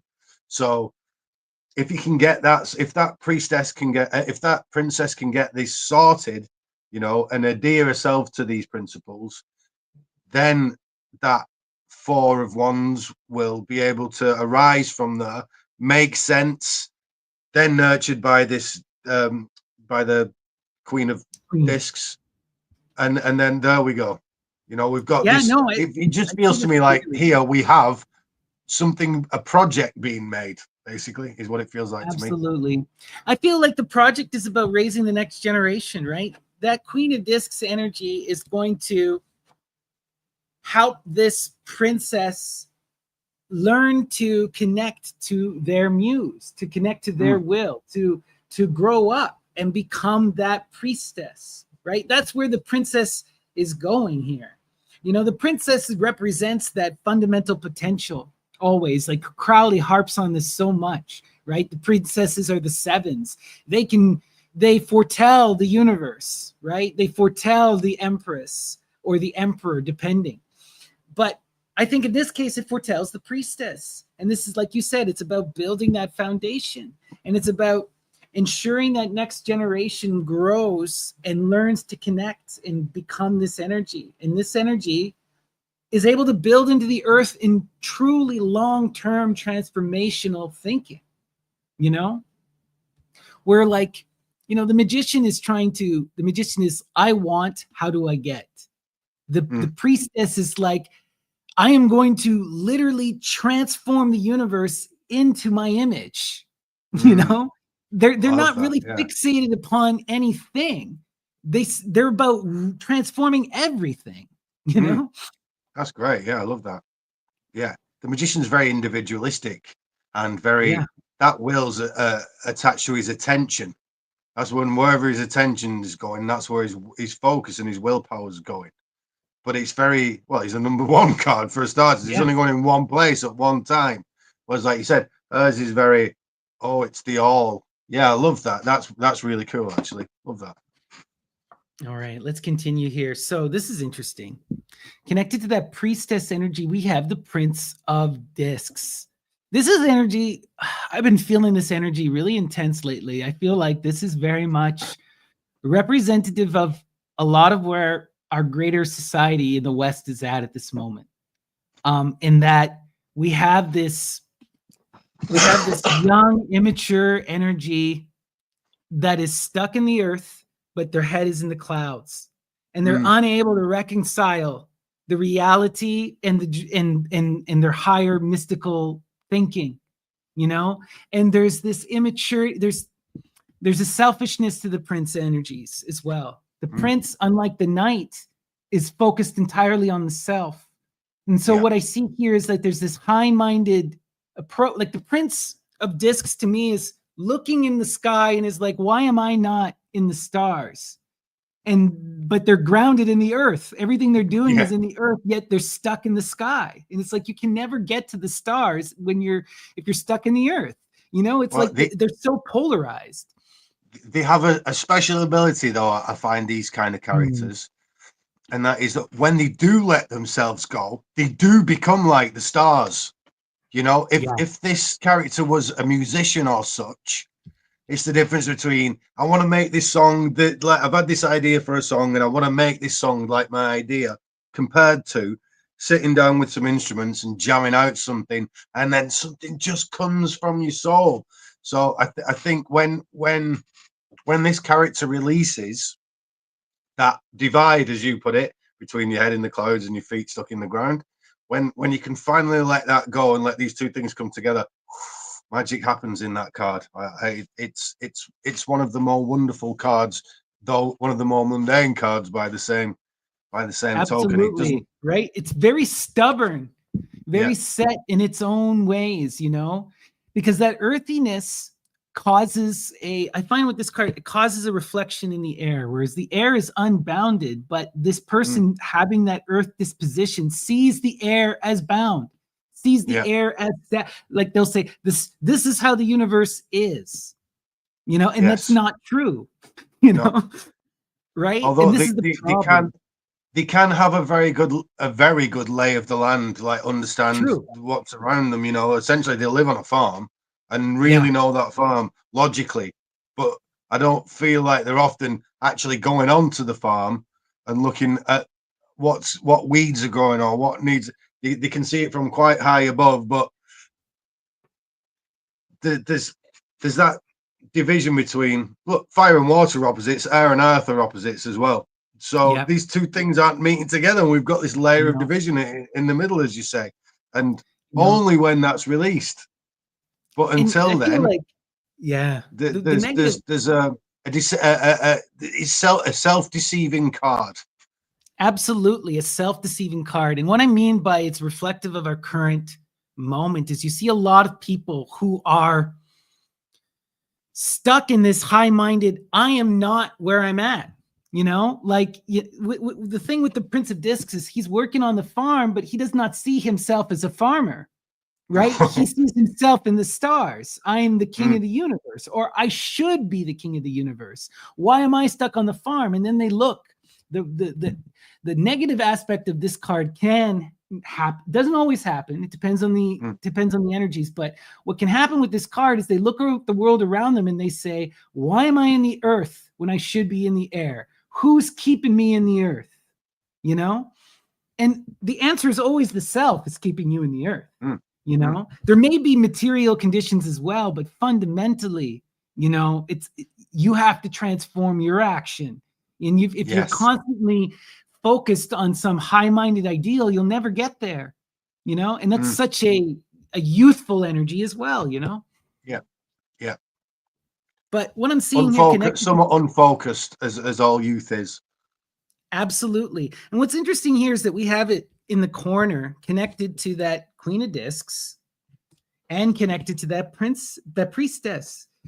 So the energy I'm seeing here is, again, this is about raising and connecting with people where they're at and about building into the future and helping people grow. Mm, And it's growing, growing. through that nurturing, right? Like the Queen of Discs is the perfect energy for the prince because the prince needs to get his head knocked back down into the earth a couple times every once in a while. And you just hope it doesn't have to be painful, right? But sometimes it may have to be. I think there's something slightly sadistic about him that would probably enjoy the pain and would enjoy getting dirty in the earth. You know, That's the it would be thing. the ultimate realization to him because he's been up there so long. Look, it's easy to be up there. Nothing's real. Nothing really happens up there. It's just volatile. Oh, Well, this is everything's the floating interesting around. thing. That's the interesting thing, right? Because when the prince focuses in the earth, that's when they transform and become the knight of discs. And Exactly. Yeah. when they mature, when they get their head Mhm. out of the clouds, you know? Mhm. And it's like, and you're absolutely right. It's like denying your own nature. You know, you're Yes. so focused on the air when you are in the earth. You Mhm. know, like, Yeah. and there's nothing wrong with being in the earth. And there's nothing, No, you know, but these people are kind of so fixated upon the air, they don't see the earth, you know? they don't want to. They No, think they're above it. That's the thing. They think it's a lower. They think it's lower, and it's not. It's the same. it's To the an same. extent, yes, there is a hierarchy between the elements because we're increasing or decreasing density, as it were. However, they all need each other to exist. They're all codependent. They're all codependent, you know, but there's so much of our society that says that air is the highest, air is what we want to go towards, but also air is the least tangible, the least focused, the least Try real. eating the air. You try Right? making a meal out of air, and we'll see how long you live for. Right? And there's a reason why the air is swords. It always brings conflict. Like so often when people have got their heads stuck in high-minded thinking that they don't understand, that's when they're bickering with each other over Yeah. bullshit, you know? Well, the logic essentially is that martial battle between opposites. That's Yeah. what Mars is.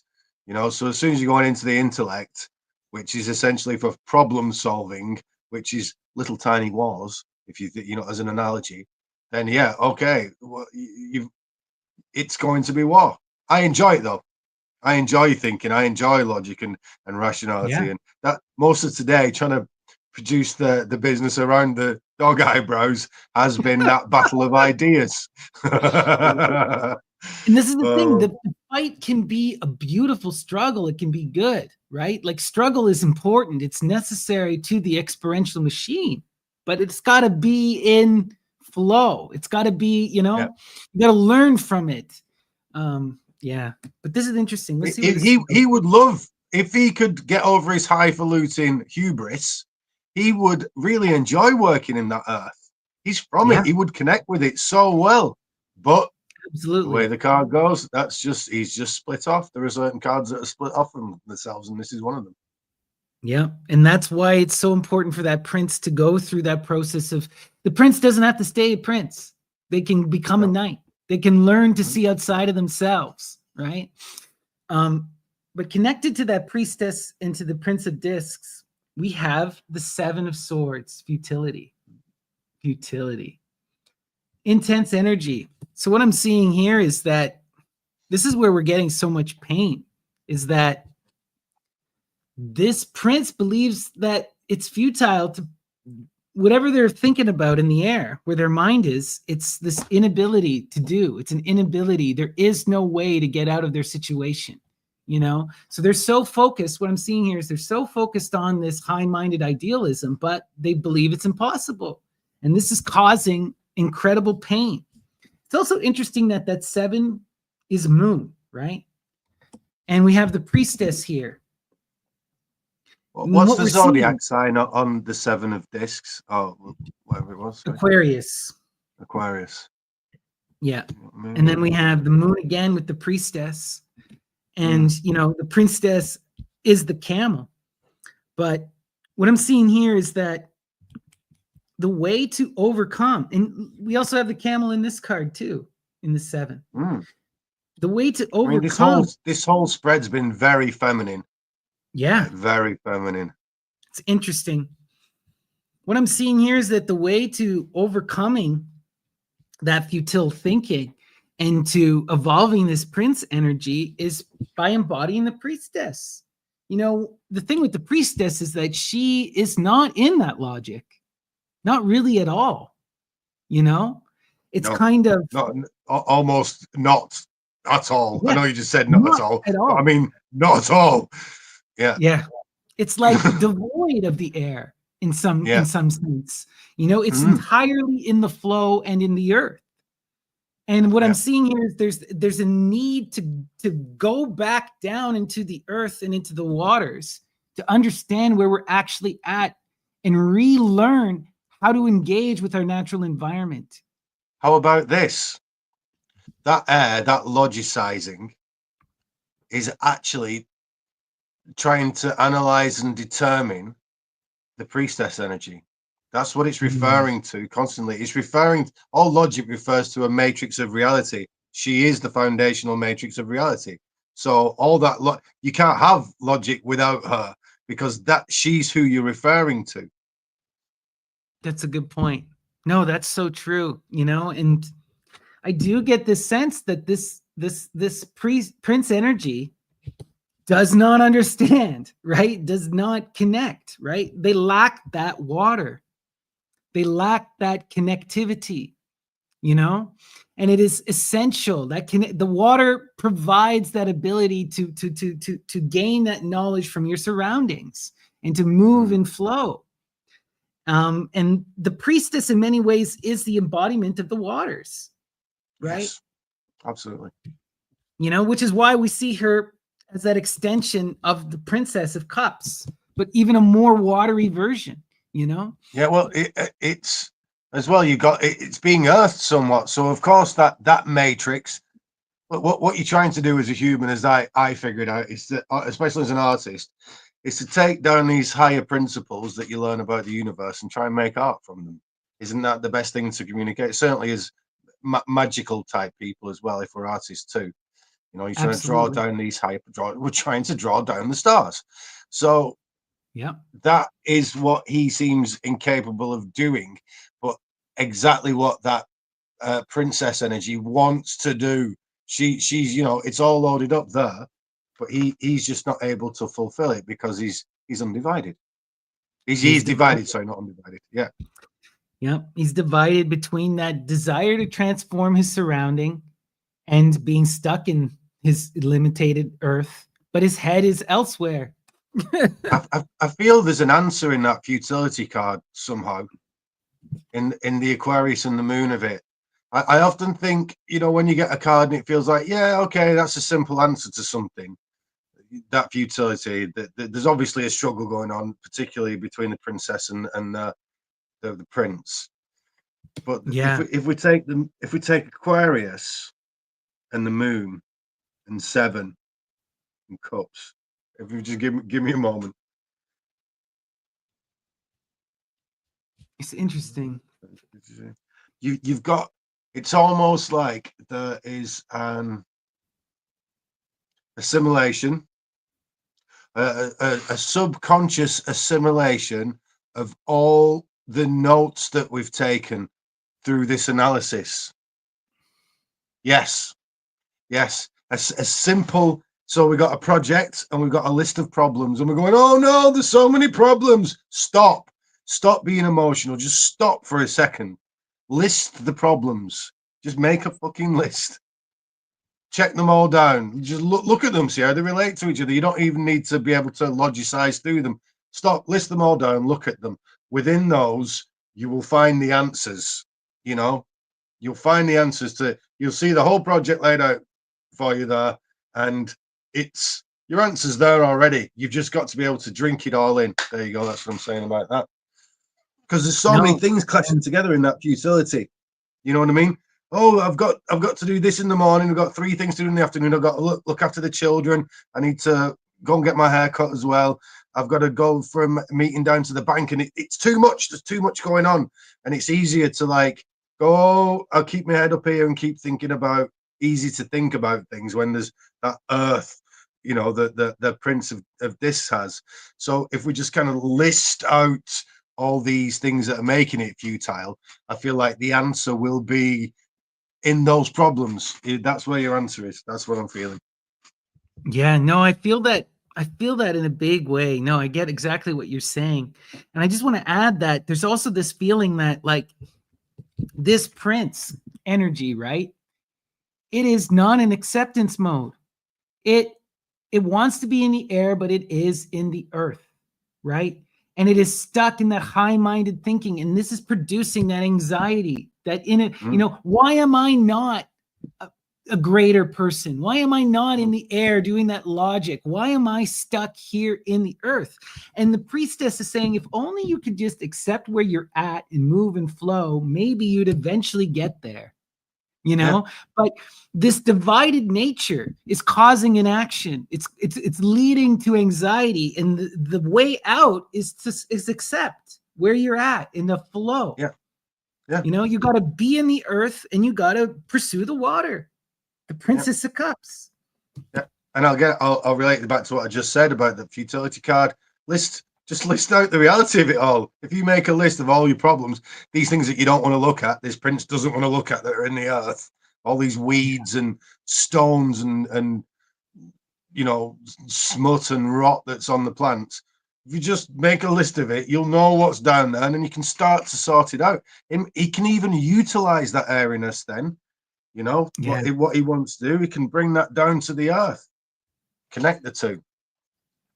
And that's really where the power of that prince is if he can do that, if he can bring that air into the earth, if he can flip his poles, and that's where that responsibility will come from too, right? Where they'll actually be able to transform their surroundings.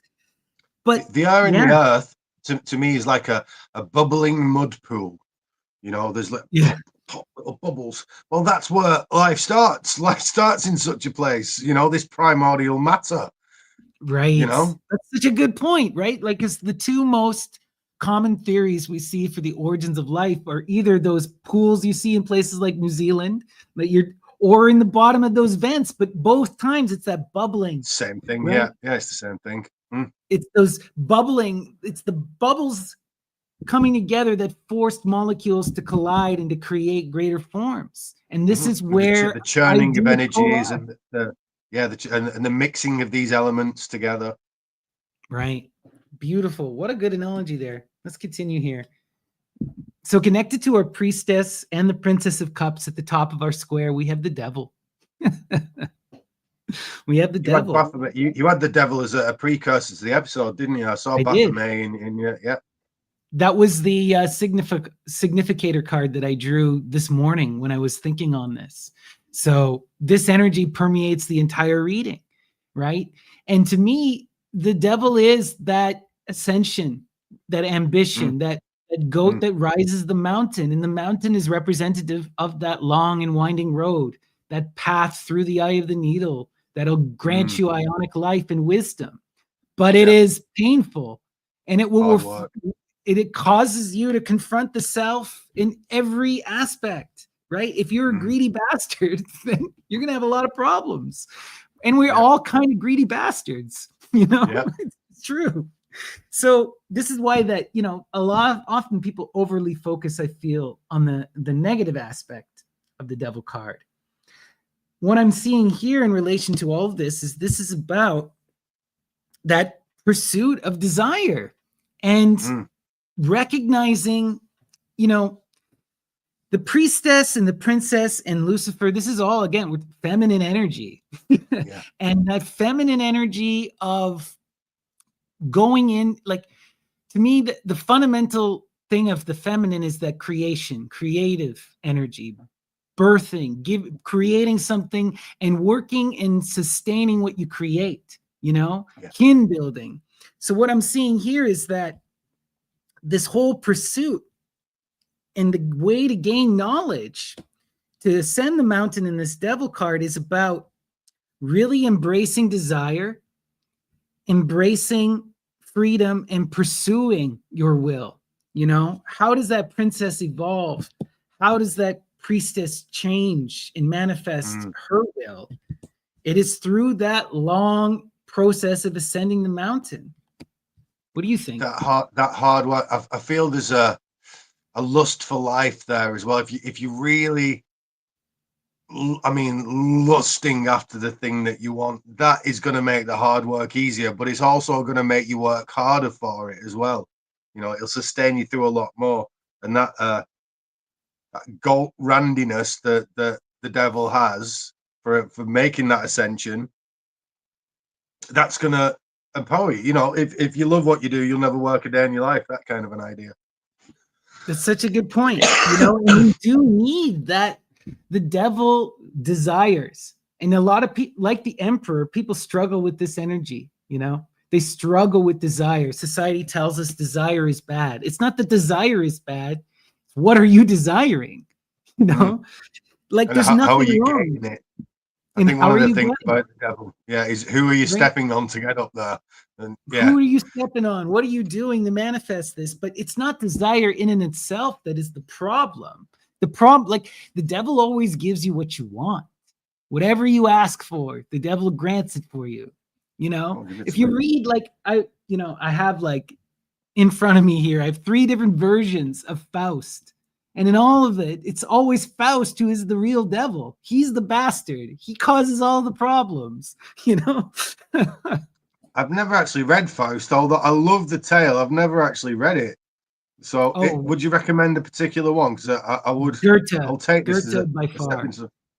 Excuse me, Goethe's version is my favorite by Goethe's, yeah, far.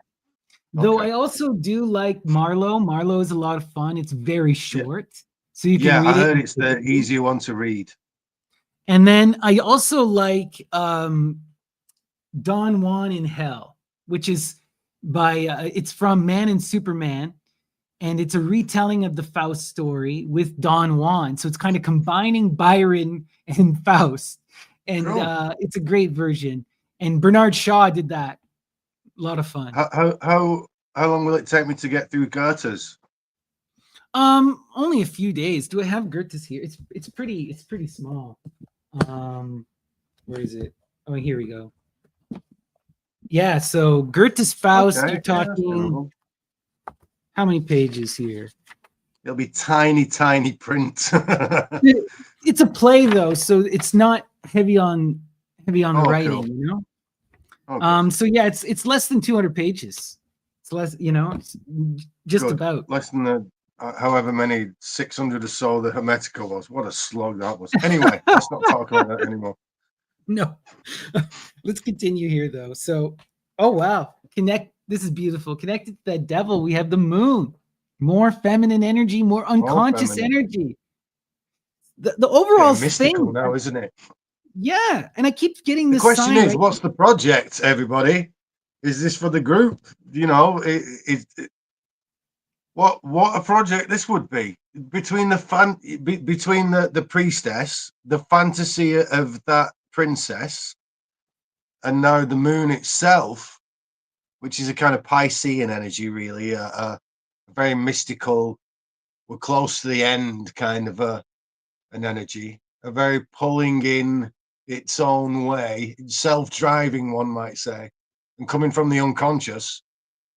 Feels like an art No, project somehow, or a spiritual project, whatever's definitely. going on. I think this is about two things. Two things. On one hand, I think this is about the temple project that we've Yeah, discussed. that's what I think it's about. You know, but fundamentally, what is the temple project?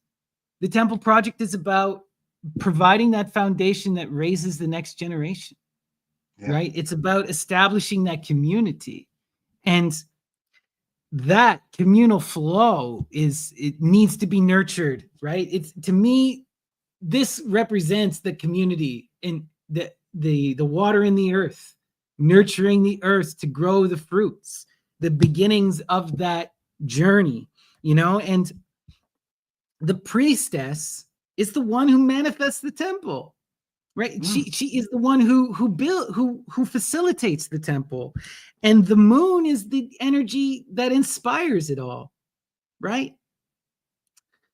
It's really like that, the temple and that this kind of stuff, that foundational knowledge, that foundation that provides us with the ability to grow, to me is really water and earth. And it's really that unconsciousness. It's pure feminine energy in many ways. What do you think? I think when you put the water onto the earth, the plants grow and reach Yeah, towards the sun. right, right. So we got our final card here to complete our square. This solidifies it for me. The Ion, Harpocrates. the new Mm, generation, mm. right? And what Hippocrates is the major of that birth energy of the children, right? Yeah, And yeah. Hippocrates is also about that coming together of multiple perspectives to create a new Yes. perspective, Yeah. you It's know? like all the was the previous generations were somewhat divided. No, we're bringing that together again. Perhaps in resolution for our Prince of Discs there, who had his head in the Yeah. clouds and his feet in the ground. Perhaps this is the bringing together of those two different worlds. Well, it's interesting you say that because I'm gonna make my camera big here. You can still chat, but you just so that the audience can see the spread. Oh, sorry. And we'll flip the camera here so everyone can see. But like you mentioned the Aeon and the Prince here. And if we look, the Aeon in our Uh, diagonal connects us yeah. to the Prince, Mm. right? And it's very clear that this is what's happening. You know, we're seeing this duality of form with the people in this community. You know, some of us are that princess energy, some of us are that prince energy, and these Mhm. energies need to come together in that ionic form, right? And it is through that priestess and through that desire of building the community that we're able to include this masculine energy and come together to create a new whole, a new greater perspective. That's I beautiful. think that guy, the prince there, is Mhm. in all that femininity, including the devil. He's like the bastion of masculinity there. He's somehow the pin that is both the problem and the solution here. If he can connect that earth and that ground together in that action is the solution to this problem. That is such a good point because that is what we are fundamentally missing is a responsible adult masculine, right? We have that responsible outgoing feminine energy, but we do Mm-hmm. not have that high-minded masculine, you know? The devil is not that by any No, means. no. So, you know, no, that's a really good point. It's a really good point. And what's interesting here is that when we look at this prince too, how does the prince solve his problem? How does he connect earth and air? Through that unconscious and through connecting to kin through work. So the solution in many ways is to incorporate this energy and to bring it into this process of building, of connecting in that communal flow and connecting to the unconscious. We need to, I feel like the main thing is about bringing in that masculine and helping them come into communal flow so that they can be that strong, outgoing force that will Yes, yes, bring that brilliant. Love ion, it. Yeah. you know? He needs some feminine help. That's what he Yeah, needs. But that feminine help will energize him to such an extent that the temple will be built by his right. hard And work. yep, he's going to build it. She's going to be that foundation, like she is the inspiration. So this is the inspiring energy, and this is the one who does the tangible work. And Mhm. together they create that ion. Yeah, Wow. love it. That's wild. Beautiful energy, I think. This was a really good reading. Mm. So, what's your overall perspective for this reading, Ryan? Overall perspective. I mean, I've got to say that I feel like it relates to your temple project. Uh, I got that strongly about halfway through. I think that's a really cool reading. I love that. I do that layout that you do myself, Mhm. among a couple of others, but that's the one I kind of, and I thought I'd invented it. I'd certainly not seen it anywhere else. But yeah, I think the determination we've come to there is quite insightful. Really, I will relate back to that futility card and making sure everything's listed and that you're being prudent and logical about this. But if I was somebody out there involved with this project or a similar project, if this speaks to you and you're watching it, um, look out for this masculine figure that's in a bit of trouble. Look out for this feminine power that needs to be put to use somewhere. You know, if you can be that person that brings these two things together, what an awesome day that would be. Right. But we've got to spot them first. We've got to be able to distinguish them from the rest of the nonsense out there. Right. I feel like this last line was really, really key here. On one hand, we have we have these two energies coming together. The Queen of Discs needs to connect to the Prince of Discs to help them be more grounded, to get out of the air, to push them in the way that is necessary. But it has to also be balanced with that connection to the moon, with that femininity, that unconscious. It has to be done in a loving way. And it has to be done in a way that inspires this person to connect to their deeper self, right? Yeah. Like they need to fundamentally connect to their feminine side. They need to be that outgoing masculine force. That energy is needed. But in order to balance this out, it's that unconsciousness and that practicality that's going to cause their evolution. There are a couple of hierarchies of those four elements, but the main one would be, well, there are two. In the ethereal world, it's fire, water, earth. But down here, it's fire, air, water, earth. That's how it goes. Have you seen it put like that? Well, the thing that's missing from that connect, if he's definitely in the earth, his head's in the air, his feet's in the earth. The connective tissue there would be the water. And this reading is entirely watery. So yeah, the princess, by right? some feminine energy, either a natural woman inspiring him or the actual inspiration itself is a watery thing. That is what's going to get him going. But he needs that Mary Poppins nursemaid energy as well to keep him going. He needs looking after, basically, because he's a young man too, so he's going to need looking after. Absolutely. And this is something true of all youth. They need, like it's very difficult. Like this energy is really hard to embody. That Queen of Discs, that logical builder, the one who can do what is necessary, who can push people, who can manifest into the future, that doesn't come easy. That energy really requires learning and growth. And that Prince needs to figure that out. And they need to be able to see into the long term. If they really want to get and manifest the air, they got to do something about where they're at, Yeah. I feel here, then this is just an intuitive thing because all these characters are popping up.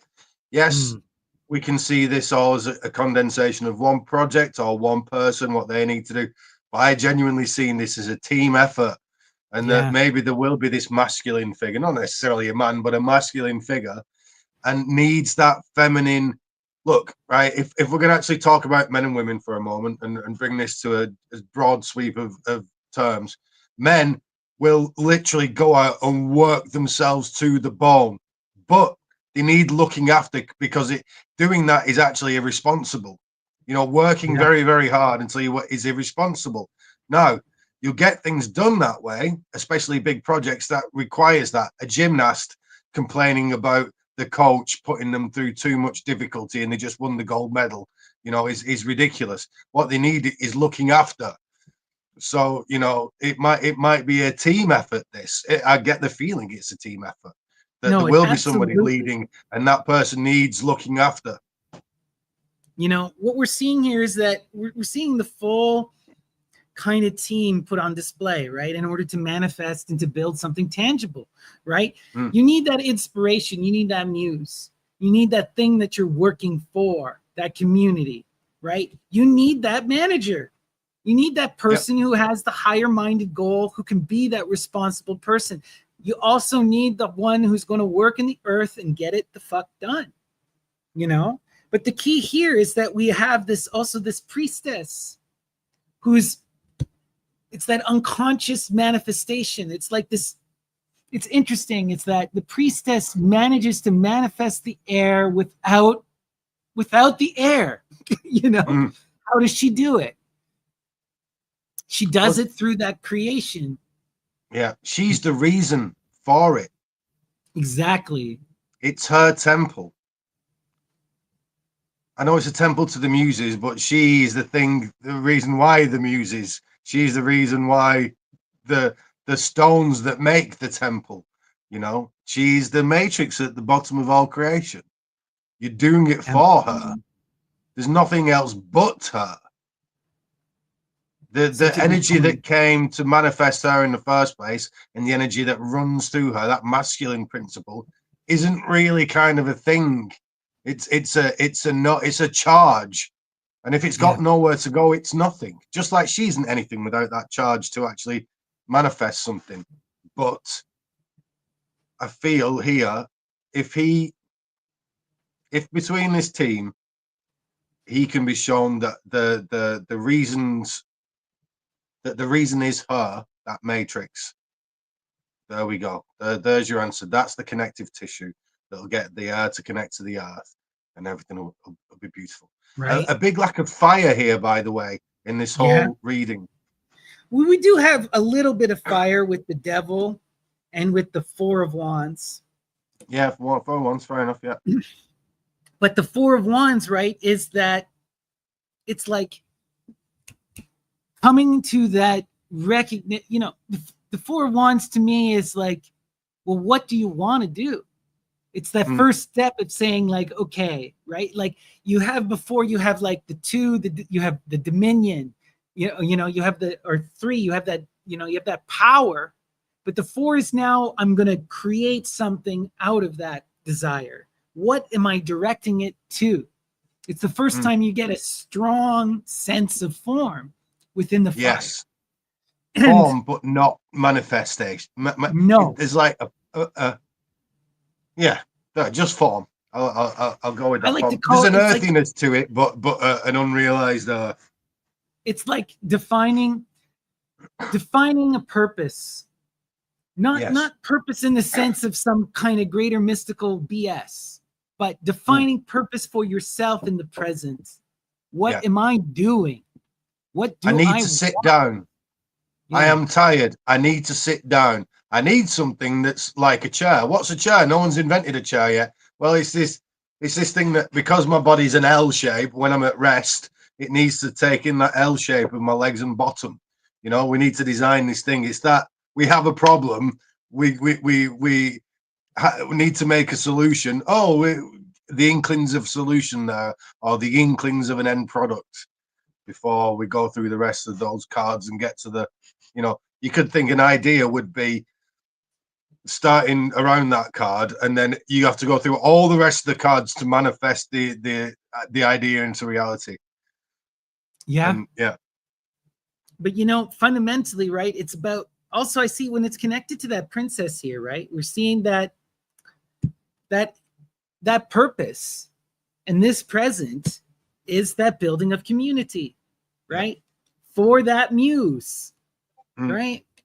And this is fundamentally what it's about.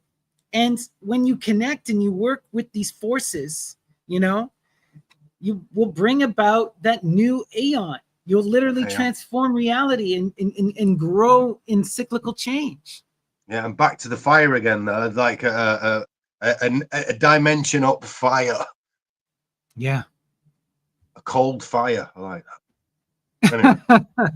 You know, the ion is always that coming together. It's like, it's the culmination of the art card, right? The art card is that symbiotic, you know, first you have the alchemical wedding, the approach where you're recognizing the other. Then you have that consummation, right? In the physical lovemaking where you're reforming each, you know, like. Are you doing lovers temperance here? Is that what you're doing? Yeah. Lovers to temperance. Well, yeah, and then you get the you know, and then the ion is kind of the completion of that, right? It's the ion is that what comes out of the alchemical whole alchemical process. Exactly, right? It's that Fani's reborn. And this is about gaining a new perspective and growing. And what I'm seeing here is that this communal project will really bring about that tangible transformation if we can manifest it. Yeah, if you can find that Prince of Discs. Right. Yeah. And well, and yeah, and that Queen of Discs, both of these energies. Right. I feel the Queen of Discs isn't lost though. The Queen of Discs knows exactly where she is. Whereas Yeah. that prince, he's got no idea yet. I feel he's lost and needs rescuing somewhat by her. That's such a good point. I feel like this, again, this energy to me represents so much of our greater society where we're at, and I feel like the Queen of Discs is like us who are trying to build that temple, right? We got to wrangle in the average Joe and make them see things from that watery perspective. Well, and release his potential. Because I said a while ago, he's such a special card, really, but he's also so mundane. No, that's because there's so much locked potential there because of that divide. If that potential can be released, look,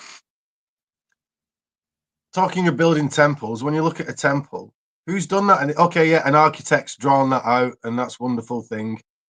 But the guys that build that over like 100 years, however long it takes, the multi-generational projects, cathedrals, Absolutely. and who is the hero of that project? You don't talk about the architect, you talk about the guys that actually built it. The individual craftsmen that built it are the ones that are lionized, not the architects. Well, you need those people who are going to continue. The architect forms that image, and they get a lot of the prestige. They get but they aren't the ones who do it. It's like Gaudi is long dead, and they're still building that church in Spain, and they will be building it probably long after I'm flipping dead. But but this is the thing. It's about, and again, a church is about that muse, right? Even though Gaudi was the architect who created that image, it's not about the temple, it's about God, right? People don't do this kind of shit for any art piece, they do it for things that are powerful, that are about doing something transcendent, connecting you the to trees that for the next inspiration. generations, and like you said earlier, continuing that lineage, which is really important, especially when what you're passing on is old bodies of knowledge. Right. One of my old teachers died recently. One of my old martial arts teachers died recently. And I realized that there were some things that he taught me as part of his lineage that aren't going to be passed on because they're not in other schools. And whereas I don't study his school anymore, I figured to myself, well, actually, it's probably important that I take those few things that he perfected into my school to carry on that lineage because he taught me. Right. No, and this is so true. This is so true. It's like, I've always been kind of divided between the ancient past and the future. And I'm not here to tell us that the traditions, we all have to be traditional, but there is something to be gained from going back to that community and listening and learning from those communal understandings and working in communal form to a certain degree. Like we've talked about this many times about art, ancient art existed as a communal reception, right? Like modern art and modern stuff is so individual. It's about self-expression. But if you go to Egypt in the ancient world, all the Egyptians are doing the same kind of stuff, right? For that same reason. Yeah, exactly.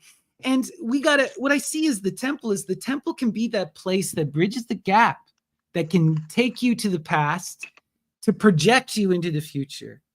It can do both. It doesn't, we have to be grounded in this understanding, because we do want the novel, we do want the new, we do want to embrace new forms, but there is something to be gained from the past. If people did it and they were successful, why don't you build upon that success?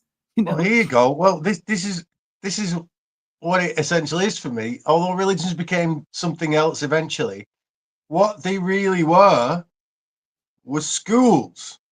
They were teaching you techniques, yes, bound up in ritual, yes, bound up in pomp and circumstance. However, they're teaching you techniques. What are these techniques? Essentially, they're the techniques of the mystics. Yeah. Essentially. They're teaching you Absolutely. mysticism. And this is the place where all the religions meet. This is the place where all the religions agree, because mysticism is a technique, not a religion. It's the way to find out. There you go. It's the way to find out. Anyway. Absolutely. This is why when you start to get into the mystics, they all start to sound the bloody same. Yeah. It Yeah. doesn't matter where you come from. What's fascinating to me is the further we get on in science, the more that science agrees with the mystics. It starts to sound mystical, right? Yeah. We're all connected. All things are the same. It's all energy, right? I mean, some people do run too far with that and make grandiose claims, but there's something beautiful and magical about that. And just because we embrace reason and science doesn't mean that we have to deny magic, and the beauty of reality, If you haven't discovered and pursued magic and the mystery, or the the right hemisphere of the brain, call it what you want to, then you aren't whole or complete, and that is illogical. If you have functions that you aren't engaging with, if you have modalities of being that you aren't engaging with that are available, then that's not whole and that's not logical. So Yeah. logicians should be engaging with this because it's logical to engage with your other half. But this is the thing, so many people get caught up in that logic, which is very much in many ways a masculine kind of, Yes. energetic way. And they completely remove themselves from nature and emotion, or they deny their emotions, But I think you can't help that as a younger man, Yeah. because logic and rationality are really quite strong there. But I think for males, that the longer you live, the more you either roughen yourself up and cut yourself off from the emotions, or you engage with them because you've had more life experiences, and that will soften you up somewhat, because you've seen the love and the pain and the heroism of humanity, and it'll touch you Yeah. because you realize how it touches other people. Right. So And and on the other hand, I don't mean to speak for women or anything. I can never fully understand that experience, but just from listening and from engaging in reality, it's clear to see that women have a different way. What you said about young men is very true. There is this growing up that happens with young men where they're forced to be individuals from a very early age, and they have to go out and fight and defend for themselves against other men most of the time. It's the way, yeah, at least in the West, our societies kind of have developed things. But with women, it's very different. Women have, well, not very different, but there's a lot of women have to contend with that masculine desire, that masculine objectification. And then if they become pregnant or have children, now your entire life has changed, yeah, right? Like a lot of men, I feel, have this disconnect from the natural world, have this disconnect from others, and get so into that logic because they're not raising children, they're not building in the earth. And women often are fucking forced to. They don't have an option. It's like, what does a woman do when she has a baby? She's got to freaking do it. There's no yeah. other thing to be said. A woman can't just leave the fucking kid, you know? Well, they can, but that's more frowned upon than the man leaving the family. It's also a lot Yeah, harder. It's also a lot harder, So some women could, but you're right. What are the consequences of doing that? Most women wind up, if you want it, young people, they get pregnant and then they have to become that mature, responsible actor. They yeah, have to. And yeah, young men get away with not fucking having to, you know? yeah. It's just true. It's just Mm. true. And it's interesting though, but both sides need to learn from each other. There needs to be, you got to have both logic and There's no emotion. right or wrong. That's the thing. There's no No, right or wrong. There's just that cooperation. And I cooperation. mean, yeah, for me, I waited. I thought I'm not gonna have kids till I'm ready. But that was a long time. I was well into my 30s before I even felt ready. I mean, I've not got any kids, but I felt ready. Well, that, in many ways, that's a bit too late. Maybe having kids early and being in a society that forces you together somewhat, or being a good enough person that you stay together, uh,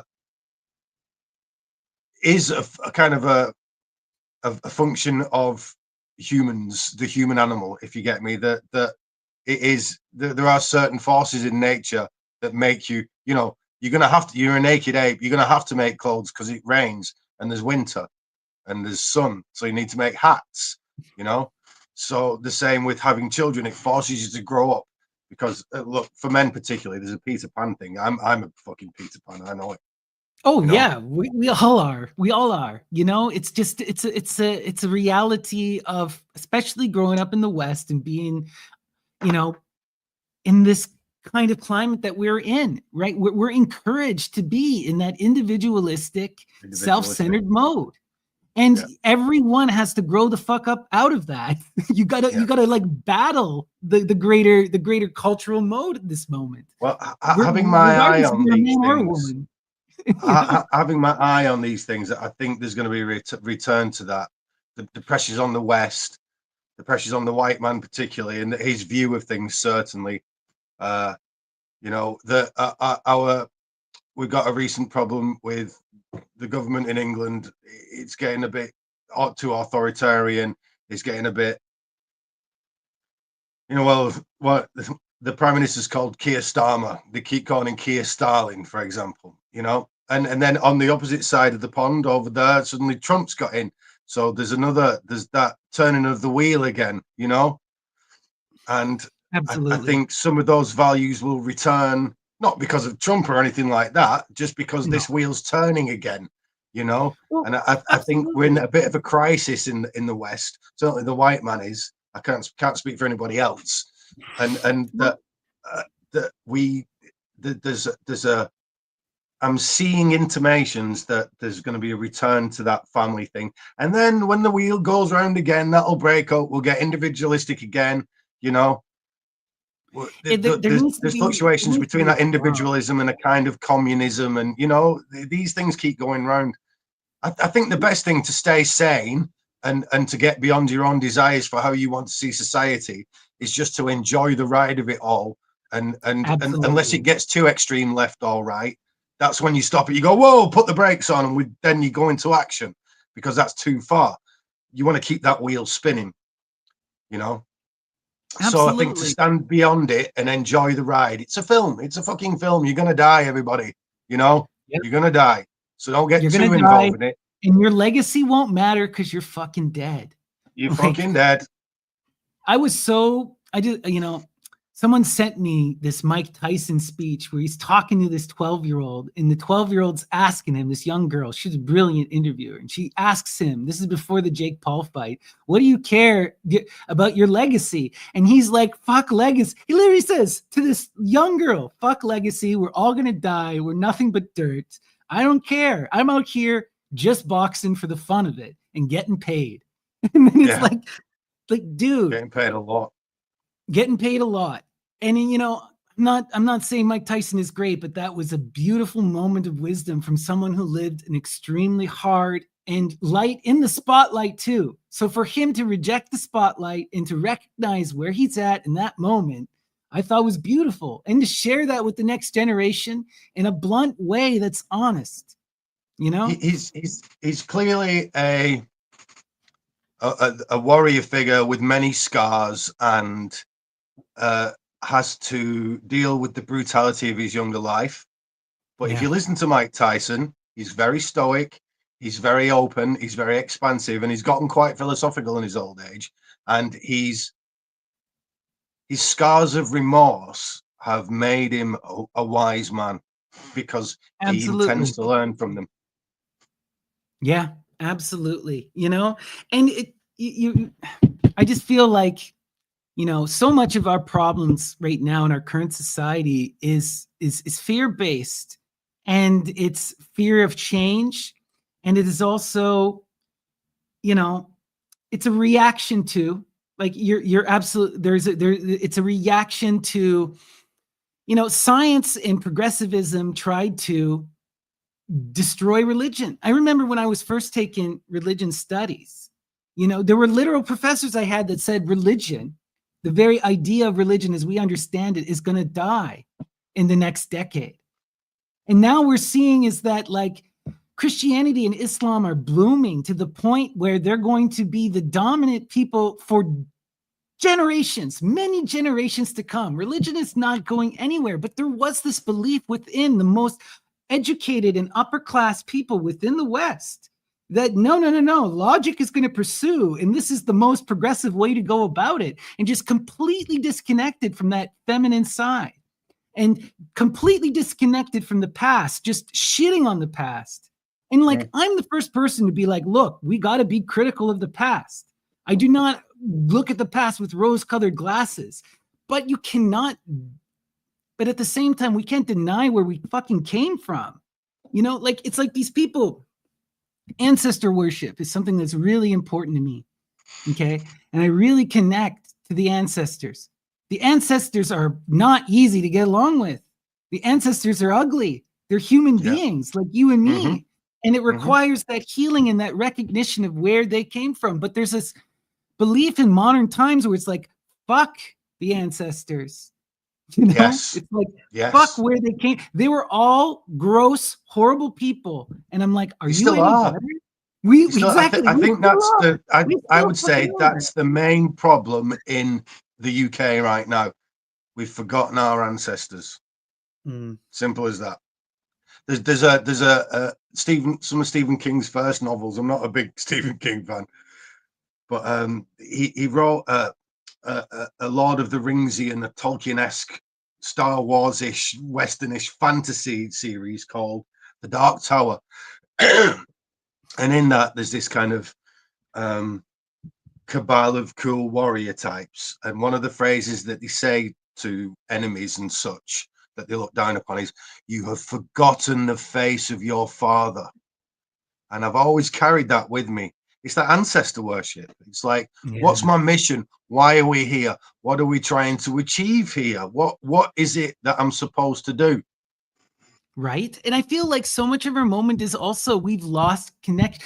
If I was talking to my dad about this, and he was saying, he's like, he was freaking out because of some political things that were happening in Canada regarding the talk about the far right party in Canada. We don't need to get into it, but there were some figures who were denying the reality of National Socialism and what it was, where it came from. And my dad was like, if my father heard this, he would be like flipping the F out, like literally freaking out and screaming. His friends, his family all died. They, my grandfather fought in the Netherlands. It's like totally different realities, like now because we are disconnected, we've lost sight of what those ancestors had to go through to get out of those extremes. And it's not just the extreme right. We can also see it with the extreme left, right? Oh, I think they're both. I know it's more fashionable right now, especially because of the way the media is. The left's, a bit more virtuous. They're the bloody same. It's just two different opinions. And you might find, most of you guys are probably slightly on the left. I'm quite central, sometimes on the left, sometimes on the right. Maybe a little further on the right, to be honest, but not much, pretty centrist. However, it's the extremes that are bad. It's not left or right. That's just silly talk. It's like, who's better, your mum or your dad? It's just bollocks. Basically, it's the extremes that are bad. The extreme left looks very similar to the extreme right. That's the Nationalist Socialist Party problem. That, when we look at it, it's like, what part of this left and what part of this right? It's extremism. It looks the fucking same. Sorry, we're swearing a lot on this episode, but bloody hell. No, you're right. You know what it is too, is that I feel like it's the left in many ways has high-minded idealism behind it. Okay. It sounds, we're in pursuit of a communal society where everyone is treated equal and loves each other. And the right is like, fuck that. So it's very easy to get polarized. We want, we want a strong centralized society that's going to protect our culture and but fundamentally at the end of the day, The right ideal looks like the left ideal, Yeah, and it's just two my different ways of issue getting is to that, it. right, both of these extremes want to freaking do a huge revolution. And what is revolution? Like, sometimes you do need to, we see this in nature, you need to tear down the old growth for the trees and the woods to survive. But if you burn down everything, you lose the fucking forest, you Yes. know? And it's like, So are I we think gonna, yeah, go ahead. the solution is come together, work it out, talk, Yeah, have exactly. projects to do together. You know, the accountant isn't going to be a very creative person, right? So you're going to need different people that have different attitudes and different aptitudes. And we just need to talk to each other and come together. The only times we can't come together again is when it goes too extreme. So just everybody, I would recommend just trying to walk the central path. I'm not being preachy or anything. Absolutely. No, it's so We true. might be passionate about these subjects. We all are. Society is very polarized and politicized right now. But you know, you don't other the other. Don't other the other. They're just the other half of you. Your mum isn't your dad. Your dad isn't your mum. It's as simple as that. They Yeah. work together. They both have their own function. Now bring them together in a marriage. Duh. Right? We want to work together to build a community, and a community is made up of people. And the reality is, none of us are going to fucking agree. Like, Yeah, I don't agree with my best friends. I don't agree with you all the time. I don't agree with Dion all the time. Never yeah. going to happen. And, it's like, and I don't like 99% of the shit I see in the media. Mhm. I read books and I stick in my own lane, but you'll never hear me complaining. You're never going to hear me going on my soapbox yelling about the media. But so many people, it's like they want the world to conform to their Yeah. ideal. They want everyone to Mhm. be like them, and it's like, if you're not in agreement with me, then you're a problem. Well, This it's is the staying issue. down there. This is, I mean, this everything we've said is totally related to this spread that we just did, and this Yeah. is the whole problem of this Prince of Discs, Prince of Earth. Yeah. It's the coming together part. There are so many things put between us. Right? They lack that There water. there are greater movements in society. We can see this. There are hidden hands. There are agendas. It doesn't need to be a conspiracy. It's just elites will do as elites served, They and the always same for jockey, everybody, really. Yeah. right? Yeah. So look, I think the most important thing to do isn't necessarily get involved in all this on a day No. to day basis. It's to see it. Look, anybody Yeah. watching this, you're all wizards and witches as far as I'm concerned, or certainly aspiring that way. And so ours isn't to engage in culture in this way. Ours is to create culture. And by doing that, knowing that we are creating the culture, it's like the guys that were priests back in the day. They created the gods. They knew what they were doing. When Serapis, the Alexandrian god, was put together, you knew damn well they were taking one god here, another god there. We'll stick these two together. This all makes sense. And now this can be broadcast amongst the people to unite people in a worship, you know? Yeah. So it's the same for us. We shouldn't be getting too involved with it or too emotional about it. That's a kind of incontinence. What we should be doing is understanding it. Yeah. And through that Yeah. understanding comes enlightenment and relief. And relief because you're not involved in it all the time. You've gotten zen about it. You're You going to got effing die, like we said before. There's no point getting too engaged with it. Yeah, leave a legacy, try and be nice to people, and hope that you can plant things for the next generation to do better. But as giving generational wealth to the next generation, you can spoil them. yeah. By giving them too much and giving them what you want, you can ruin it for the future generations. We're going through a spoilt generation now, so Yeah. it's a good mix between luxury and hardship. That's how we get there. Again, it's mum and dad. Mum's your luxury, dad's your hardship. We need to mix these things together for a well-balanced society. And you're only going to get that if you get previous generations that hit the mark, and then you can worship the ancestors. Yeah, yeah, exactly. And again, worshiping the ancestors is not accepting everything they did. And it's not Mhm. taking what they did at face value. It's recognizing yourself as a long chain, as a product of that love that has existed across time and the goals of evolution. Your family built something to create into the next generation, and you're supposed to do better than them. Part Yeah, of that is learning from their mistakes. They want you to do better. They don't want you to just follow their ideal. That's not the that's exactly flipping what it point. is. Yes, they wanted things for you, and you are here to fulfill that, and you should be honorable enough to fulfill that. Look, the ancestors aren't just the people that died before you. The ancestors are you at 6 years old. What were you Yep. thinking then? What were your aspirations? You had big dreams, and that have you fulfilled that?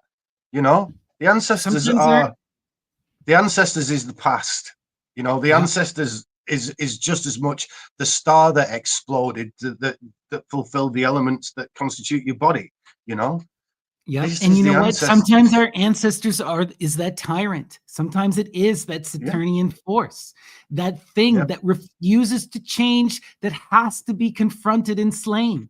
There are hmm, aspects of ourselves that we're going to have, and that Saturnian negativity is purposeful. It's what forces us to adapt and to change. It's mm, necessary, you know? And until we can recognize this, like even the worst of us serve to better us, mm, right? It mm, doesn't mean that you need to love them in that moment when they're being ridiculous, but you need to recognize that the adaptation that comes out of this is profound and transformative. It's like studying history. I remember, I'll never forget this. I had this history professor, and we were talking about ancient Mongolia, and he was reading this thing, and he was talking about how in this book, they'll talk about how the great Khan, Genghis Khan, he created so much wealth and prosperity through bringing the ideas of community beyond tribalism. That was his biggest, and the establishment of the Silk Road. These are his two big things, is that his nation really was beyond religion and culture, and really was one of the first to try and prioritize skill. And then he brought that silk trade. But what the professor then went on to say was like, but if you go back 100 years or 200 years and you read the history books, you will never hear this. It's not that that isn't true, that Genghis Khan brought out this good, but the violence of Genghis Khan was immediate and more apparent to those people mm, hundreds of years yeah, ago. And the reality is, Genghis Khan was a flipping monster, the most mm, monstrous of us. hmm. He killed so many people that we can see the change in the carbon footprint in the earth itself. However, like I think what you're getting at is the fact that he is our ancestor. I mean, literally, for a He lot of is our people, answer. We're all he's related to our him. actual We're ancestor. all He related got to him. so much He's a raping monster, done.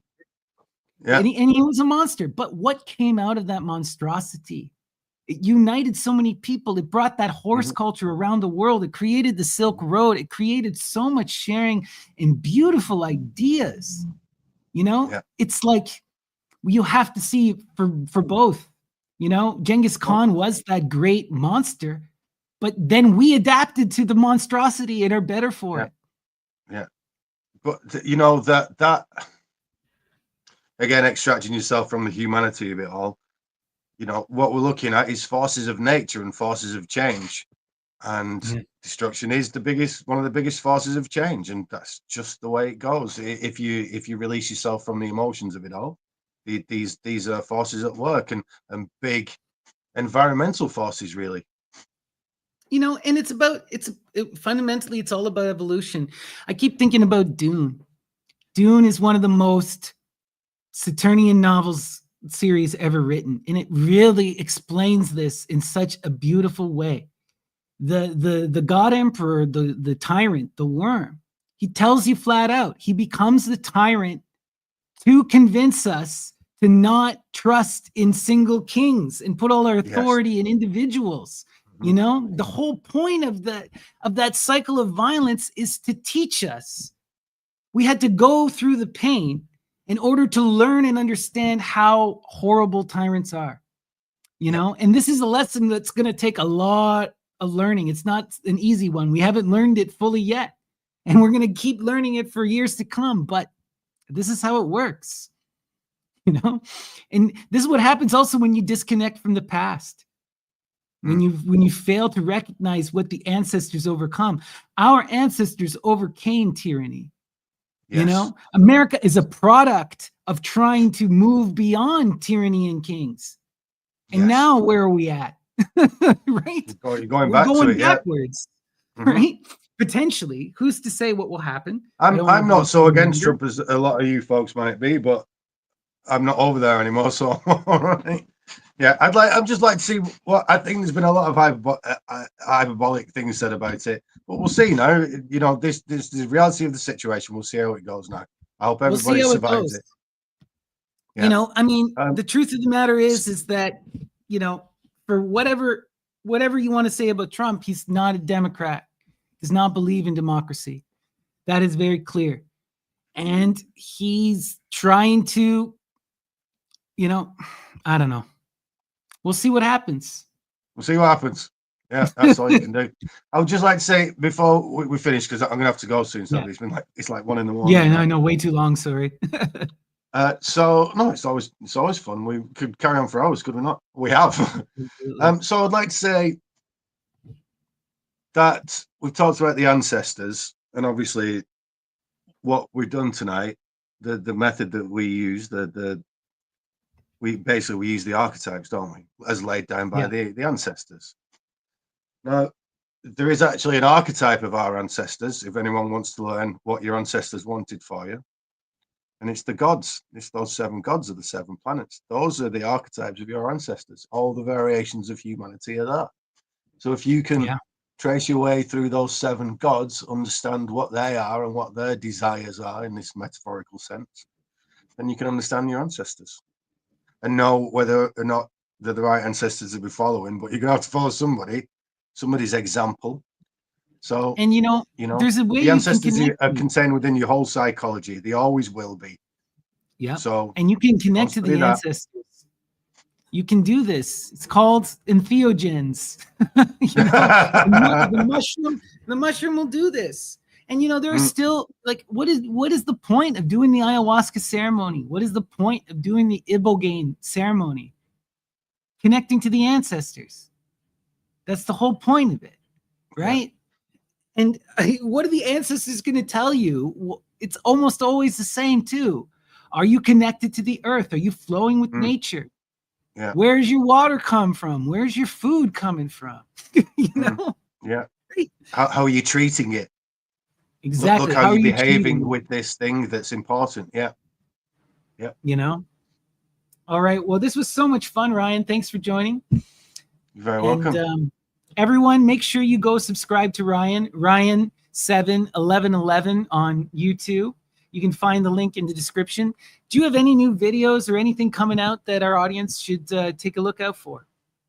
I keep promising that I'm going to finish this martial arts video that I went and shot, but other things keep getting in the way. So the most important focus for me right now is a book that I've been writing, and also a film I've been doing for Netflix, which I can start again because we was filming it last year in the winter, and I've been waiting for the leaves to drop off the trees so we can go outside and shoot in similar circumstance. So I'm going to go and get my hair cut this week to form the same haircut as I had a year ago, go out and film the rest of it. So I do have good things coming, but they're not very YouTube orientated. There's like a book, right? You have your Netflix special. You have your book. Yeah, but I'm very excited about keeping on doing it with you and Dion on a Sunday. Oh yeah, we're gonna be bringing back Occult Explorers. New stuff on the way. It's still in the works. Lots to sort out, but new ideas, new projects. It'll be great. So thank you everyone for joining us. This was a lot of fun. Peace and love. Enjoy your day. And I'll see you again tomorrow, guys, for more live tarot and sortes. Until then, take care.